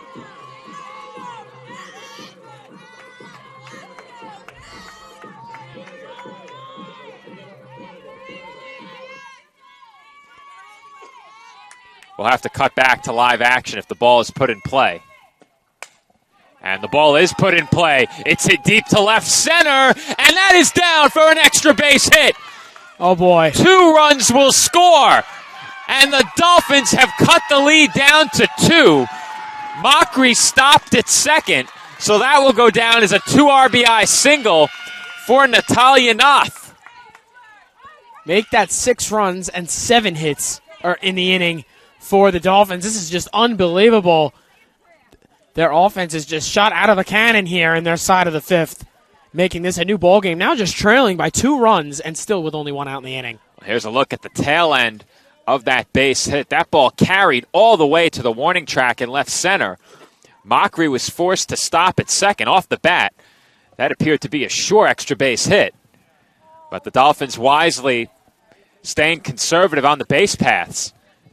And this is now a 2-run game. As Andrew and I engage the ultimate commentator's jinx, the Dolphins' bats have been on fire here in the 5th inning. Just 1 out, and that was on a hard-hit ball. Boy, am I glad I said something. So Rianne Mayer got on early in the inning, was pinch run for, now re-enters the game to bat. Incredible. And you know that an inning is going well when you get the chance to hit twice. And Mayer fouls that one back off her ankle. And shaking that one off is that was swung on and hit directly off the back of her left ankle there, it seems. She takes a walk and tries to shake that off. 0-1 the count on the Dolphins catcher. And that's hit well out to left field. That ball's carrying toward the wall, and it falls at the base of the fence. Mockery is being waved home. She will come in to score. The throw to third is offline. Knopf is safe, and the Dolphins now trail by 1. Joe, I'm speechless. This is just incredible. Yellow Jackets can't stop the bleeding here as the Dolphins get another hit and another run, a 7-run inning for the Dolphins. They are just smacking every ball, and it's just incredible. That was very nearly a 3-run homer. It landed at the base of the fence off the bat of Mayer. 2-run score on an RBI double for the CSI catcher.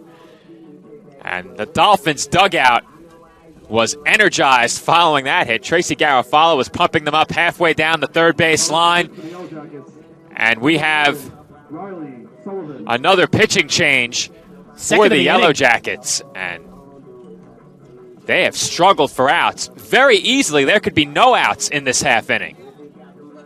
Yeah, that throw back to the plate to get, I believe, Liz Moore. That was very close. It sure was. As close as anything we've seen. Now, we actually didn't get a chance to look at it again because of the base hit. So we can get a second look at that. I have to find it. It was right here. So let's get a second look at that.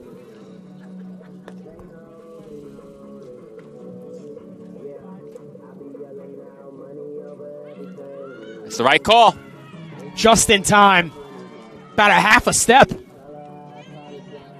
As I suspected before, that was as close as it gets, but a good call by the home plate umpire. And still the only out in the inning. Yep. And the Dolphins now have the go-ahead run in scoring position. Pinch runner at third base, Jessica Carrion. So Carrion will run at third. We'd presume that Noth will re-enter the game for her next turn at bat, if she has one.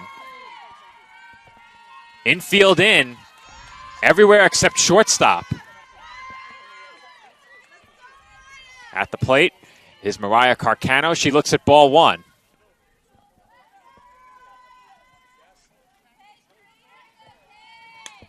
Well, they're having an animated discussion to my left. It is indeed 25 for 24, I can confirm. Pinch runner at third base.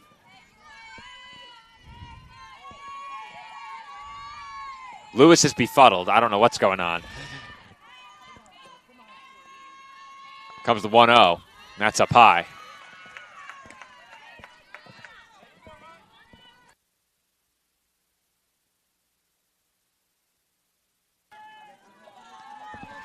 Two balls and one strike to count. And that's in for a called strike two. Nice pitch there, off speed. I don't know what's going on over there. I've been trying to figure it out. They're caught up in the hype of this inning. As Carcano grounds one to the right side, and that will tie the game. Wow. As Carrion comes in to score, and the Dolphins, with an 8 spot in the 5th, have evened up the score at 8. I've never seen anything like it. Down 8-0, 8 runs in one inning to tie it. Unbelievable, Joe. I'd have to go back and look, but I can't recall an 8 spot by the Dolphins, here at home anyway, in quite some time. We've seen comebacks, but 8 runs in one inning They had a big inning against the Lions in their season opening doubleheader. As Anissa Acosta looks at ball one. Now, we mentioned it before earlier in the day. Acosta tied for the ECC lead in RBIs. If she could pick up one more right here, that would be huge for this Dolphins team. And she took a big cut at that last pitch and fouled it back. Aggressiveness paying off for the Dolphins, especially in this 5th inning. Count 1-1 on TJ. And she looks at ball two. Good take. Eileen Balderas on deck.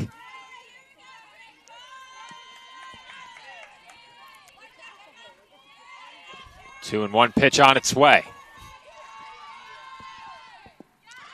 And that skips to the backstop. Here comes Mayer, and she scores the go-ahead run. Incredible. Dolphins have their first lead of the game, a 9-run inning, and that's how it happens. Pitch skips away from Sanchez at the plate. Rand Mayer slides on home, and the Dolphins have the 9-8 lead in the 5th inning. Well, shame on you if you tuned out too early. You're going to be in for quite the surprise when you check the box score or come back to the on-demand stream later. What an inning for the Dolphins as Acosta draws the walk and the line just keeps on moving. This is incredible. I was not expecting, to expect any sort of comeback, or, comebacks are hard enough to come by, but 9 runs in one inning, not even to tie, and to take the lead. Incredible inning for the Dolphins. Insane. This is one they won't soon forget. However, there's still a lot of work to do in this game. The Dolphins need 6 more outs, and they've already surrendered 8 runs. The question remains as well, where are those outs coming from? The Dolphins have used quite a bit of pitching today.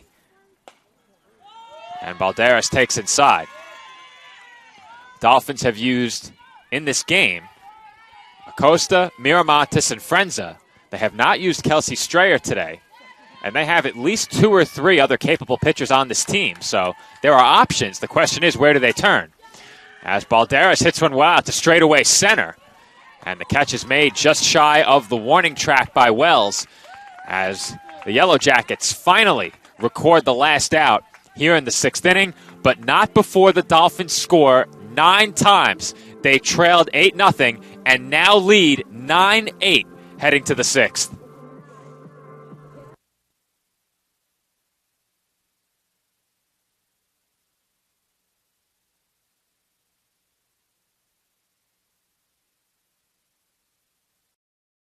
Hobra, a taco joint, Staten Island, where we're proud to have shared our family-first spirit with people from throughout New York City and the world.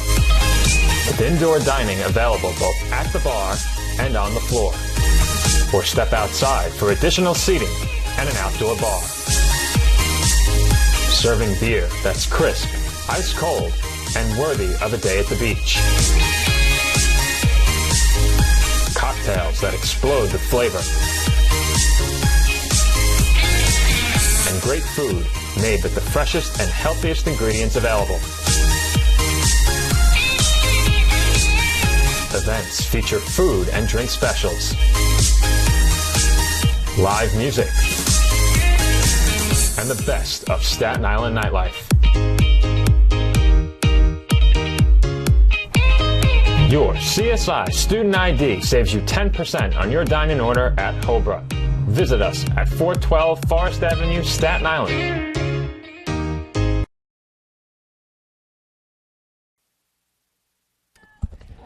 And we are back for the 6th inning as Alexandra Frenza returns to the circle. Now, Andrew, Frenza was in the dugout for quite some time during that Dolphins rally, and you have to think that may play a role in her effectiveness come this half inning. Absolutely. And she did well in the top of the 5th. She was able to get out of it and get the Dolphins into that position in the bottom of the 5th to where they scored 9 to take the lead. I just can't get over that. That is just incredible stuff. Well, they heard you looking for a closer game, and you sure got one. They must have heard me. What a turnaround. That pitch misses down and in for ball 1. Now, if you're the Yellow Jackets, you only trail by a run. Still 6 outs to play with here. This game is by no means over. The Dolphins still have work to do. And American International already has 14 hits. Despite that 9 spot, the Dolphins are still being out-hit by 4. Frenza with a huge K to open up the Yellow Jacket side of the 6th there. Great persistence from Frenza. Gets the first out. Typically, when a pitcher has a long layoff between innings, that's viewed as a negative, but Frenza did pitch in game 1. Perhaps it's a positive.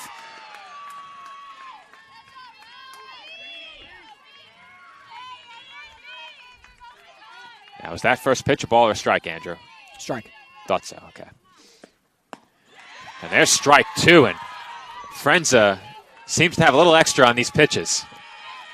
She is riding the wave right now of her team. So her team has really lit it up this last half inning. And that is crushed. Foul. Well, I'll tell you. That first pitch, called strike. Second pitch, big swing and a miss by Andrade. Did you see that bat flip on that swing? I did. Well, in case anyone at home missed it, you're about to get a look at it. Andrade thought she just tied the game. Here's a look. Definitely did. Look at this. I mean, that is a major league bat flip. That was basically inside of the dugout.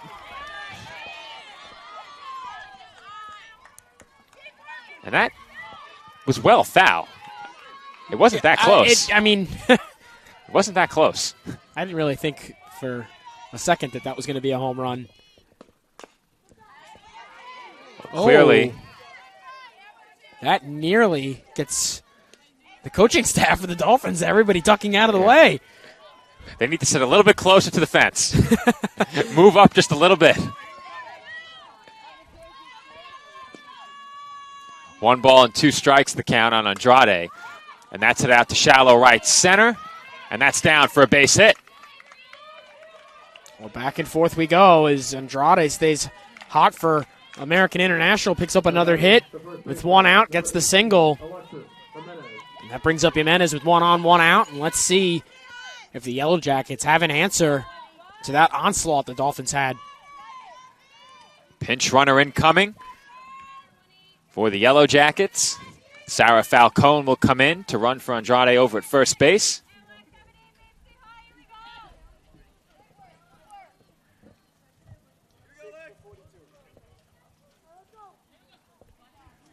Time is now 6:07 here at the CSI Softball Complex. Now, who's in charge of the lights? I was just going to say, we only got another 30 minutes or so of daylight. I think Steven's in charge of the lights if necessary.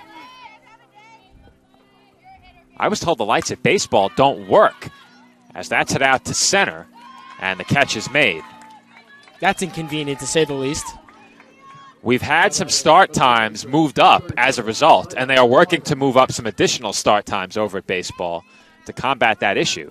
I wasn't aware of it until Monday, which means that I have to go through the schedule and see which games may or may not be moved up down the line. Something to keep an eye on.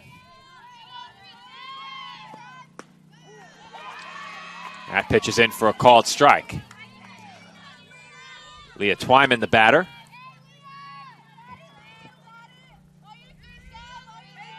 Twyman has 4 RBIs in the game. She's 3 for 3.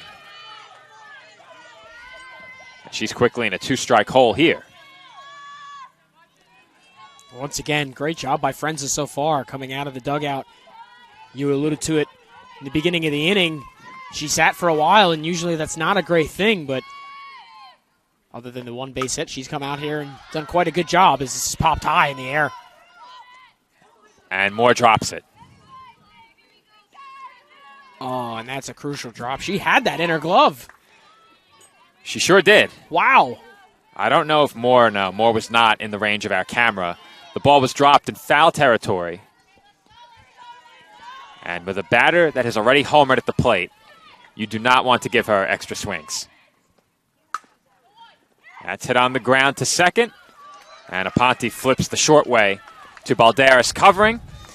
The drop pop-up in foul territory does not hurt the Dolphins. And we head to the home 6th with Staten Island leading 9-8.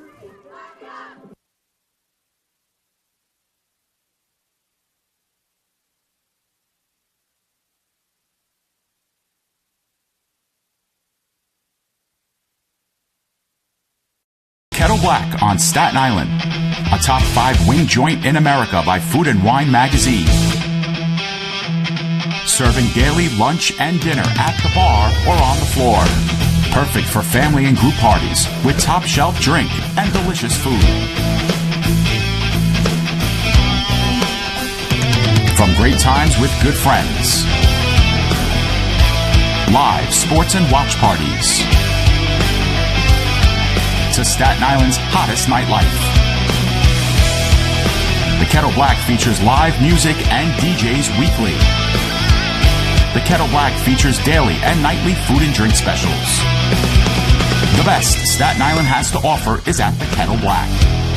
We'll see you there at the Kettle Black, located on 415 Forest Avenue, Staten Island.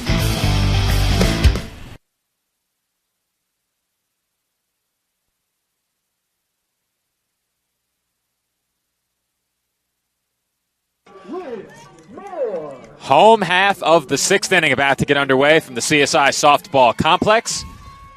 Dolphins lead by a single run, 9-8. As that lands in the seats over my shoulder, I thought I might have a chance, Andrew, but for a foul ball to land over here would take a remarkable swing. Yeah. It would be real tough. Count evens up on Elizabeth Moore at 1 ball and 1 strike. To hit us, the ball would have to go straight up. Couldn't really get any straighter as we were right behind the plate. Moore is 1 for 3 at the plate.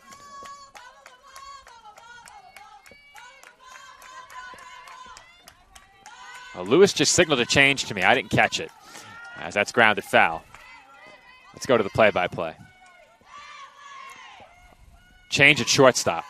So Destiny McGrath into the game Macy Ring appeared a bit shaken up earlier. She's now out of the game at shortstop. Don't know if one thing has anything to do with the other. Could be precaution. But a change at shortstop for the Yellow Jackets.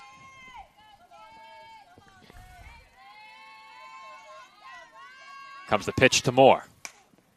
And that's it out to left, but that got just in on Moore's hands, and she flies out for out number 1. Yeah, the Dolphins definitely want to stay patient. They want to get some insurance, despite the really, really big inning they had in their side of the 5th. Still only a 1-run game, as you mentioned. You know, American International scored 8 before the Dolphins scored 9. So despite that huge inning, the Dolphins only up 1 run in this game. So insurance could really benefit them. Dolphins would love to tack on a run as Alyssa Acosta takes outside for ball 1.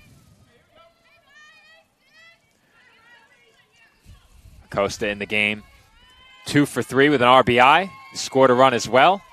Who didn't in that last inning for the Dolphins? That's the question right now. Well, I can tell you this. Of the 9 Dolphins starters, 6 have scored a run. And it looks like 6 have driven in a run as well.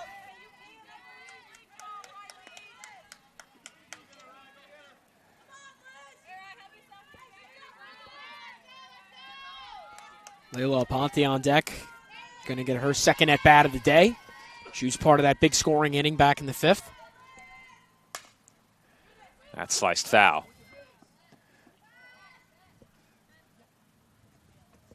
Dolphins have used a lot of players today. A vast majority of the position players get a chance to play in every doubleheader. Have to go down the line to see who hasn't played, but just about every Dolphin who's had at least an at-bat this season gets a chance to play regularly. It looks like I see 2 players who've had an at-bat this season that are available that haven't played. Corinne DiMartini and Sabrina Caffel, the 2 players with at-bats that have not played at all today. 2-2 the count on Acosta. Well, if that was hit behind the plate, Andrew, I think that had the right trajectory. I'm waiting for it now. With the commentary jinx, we might get it. Well, you and I certainly played a role in that big inning. I refuse to believe otherwise. I'm right there with you. We did absolutely nothing sitting here behind home plate. But as soon as we mentioned that you hadn't called a close game, the Dolphins made sure to change that. Yeah, here we are. Done the unthinkable. Down 8 runs. We'll do you one better. We'll score 9 in 1 inning.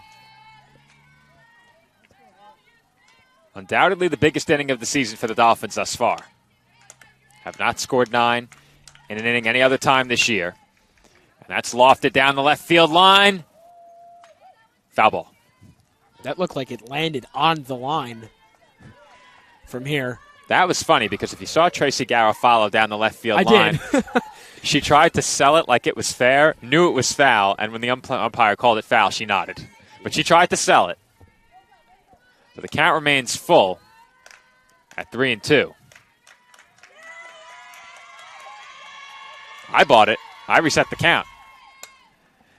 As that's blooped into shallow center, and it doesn't get off the infield as the catch is made by McGrath for the second out. And it stays right on the infield lip there for McGrath. She gets right over there from short.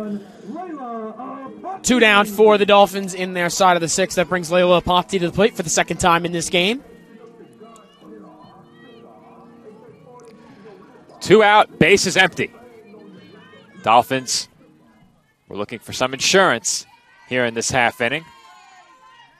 If Aponte can't get on, they will take a 1-run lead into the 7th. We'll see who's going to be in the circle for the Dolphins, if it's Frenza or if they change it up. And Aponte takes a called strike. Now, trying to look ahead and see who should be due up. It looks like 7, 8, and 9, so the bottom third of the order, if I'm not mistaken, for the Yellow Jackets. And that certainly plays in favor of the Dolphins.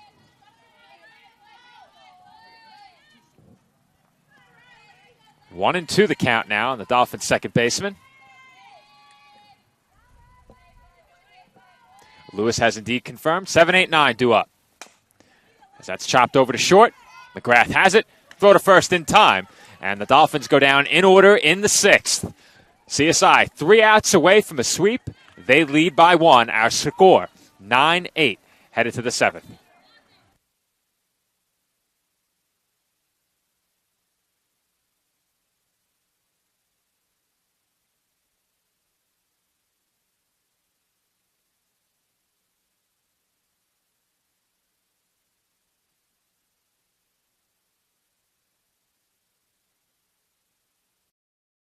Hobra, a taco joint, Staten Island, where we're proud to have shared our family-first spirit with people from throughout New York City and the world.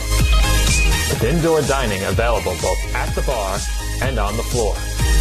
Or step outside for additional seating and an outdoor bar. Serving beer that's crisp, ice cold, and worthy of a day at the beach. Cocktails that explode with flavor.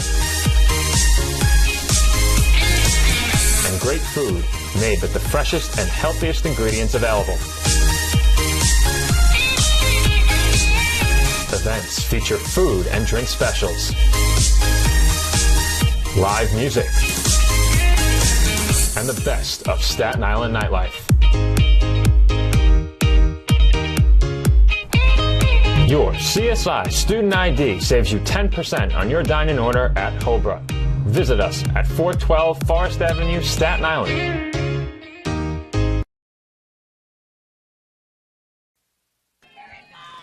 And we are back for the 7th inning. Dolphins clinging to a 1-run lead. The Yellow Jackets led this game 8-0. 9 spot for the Dolphins in the 5th.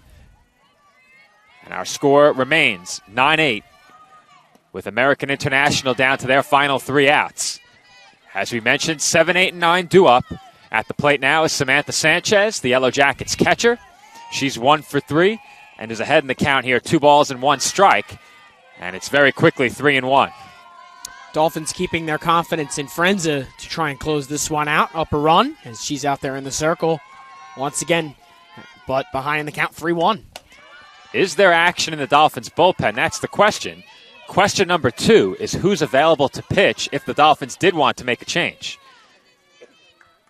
Well, we've seen Alyssa Zangrilli in the circle a few times. Nobody in the bullpen, says Lewis. This inning belongs to Frenza, and that's a good start as Aponte handles the ground ball, and there's one away. That's a great start. Good patience on the ground by Aponte. Able to grab it out of the dirt, send it to first for the first out. Now, down to their final 2 outs are the Yellow Jackets. Well, the point is moot since the bullpen is empty right now. But the available Dolphin pitchers who haven't pitched today, who knows if they're available, only the Dolphins dugout at this point, but the CSI pitchers who have not pitched today that have pitched this season, Strayer, Zangrilli, Edwards, Bell, DiMartini.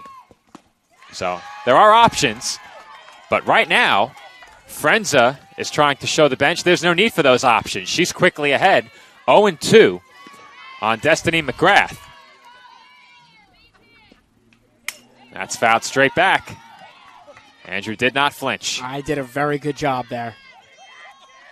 I must say, I don't usually toot my own horn, but you know what? Job well done. I agree. Here comes the 0-2 again, and that's fouled back.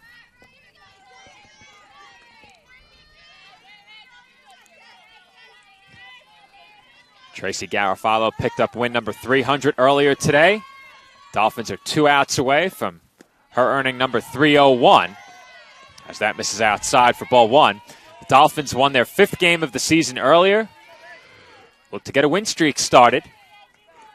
Hoping to make it 6 wins on the year if they can close this one out. As that's sent well foul and towards oncoming traffic. Nick, how close was it? I think that went across the street. That was hit a long way. Yeah. tell you right now, if my car was hit with a foul ball, I'd be very upset. That's fouled straight back. Battle brewing here between Frenza and McGrath after Frenza got ahead 0-2 very quickly. McGrath very active in both games today for the Yellow Jackets. That's popped up and into the Dolphins dugout. Right in front of head coach Tracy Garofalo once again. Well, if they catch it, it doesn't count. So we'll do it again, 1 and 2. Not that they made any effort to catch it. They let that one fall. They let that one fall right in between them. They wanted no part of it, did the CSI coaching staff.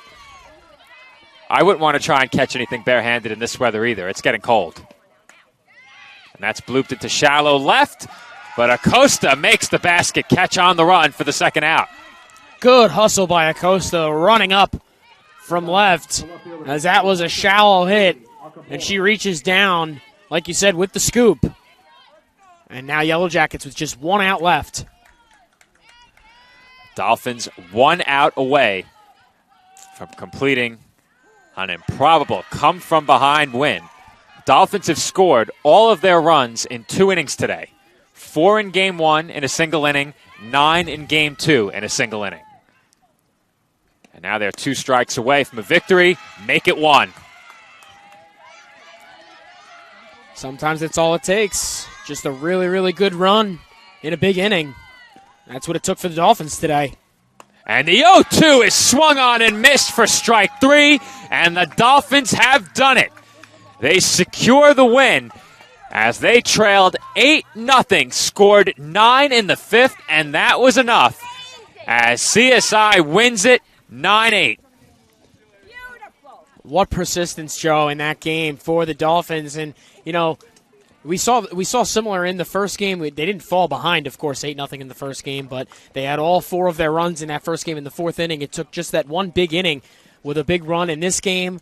They took that to the next level. They were down 8-0 headed into their side of the 5th, and they score. They not only just tie the game, but they come back and they take the lead, and then Alex Frenza able to close out the game with such intensity, and a great job all around by the Dolphins in this one. They get 2 well-deserved wins here on the afternoon. That 5th inning is one that we are going to talk about for a very long time here on CSI Sportsnet. What a job by the Dolphins to come from behind. The Bats came alive just in time. Dolphins were down to their final 3 outs in this game, trailing by 8. They score 9 in the 5th and come away with the big victory. Number 6 for them on the season, number 301 for Tracy Garofalo. And that's being announced over public address right now. Tracy Garofalo eclipsed win number 300 in her career. Let's all give a round of applause to Tracy Garofalo.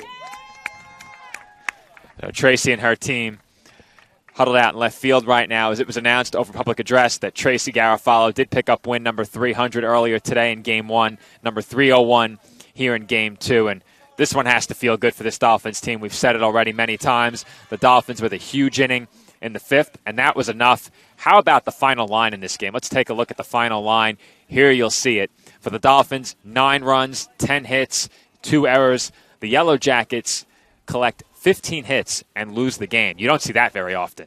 No, you don't. They left a lot of runners on base there, especially in the final few innings. And Frenza and the Dolphins' defense stood tall, and they were able to keep anybody from scoring, and they were able to maintain their lead to finish out this game.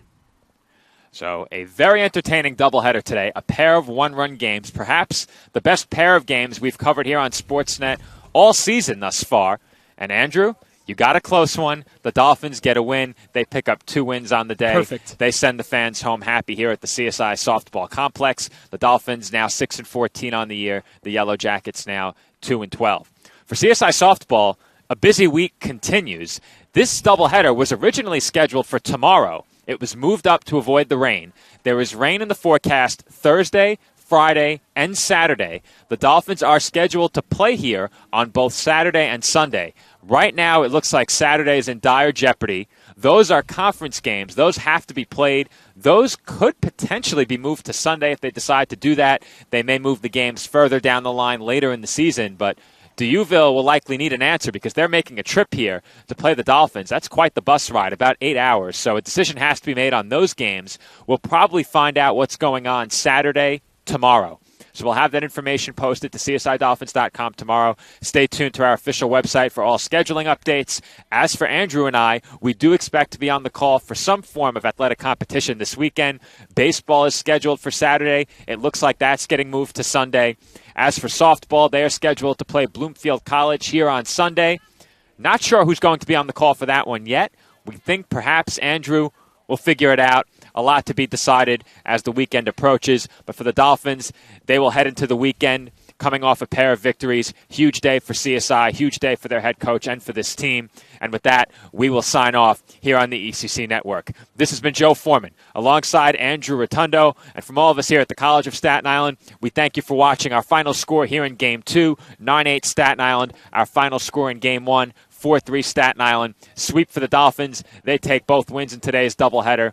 We look forward to more softball this weekend. Be sure to tune in. Until then, enjoy the rest of your Wednesday night.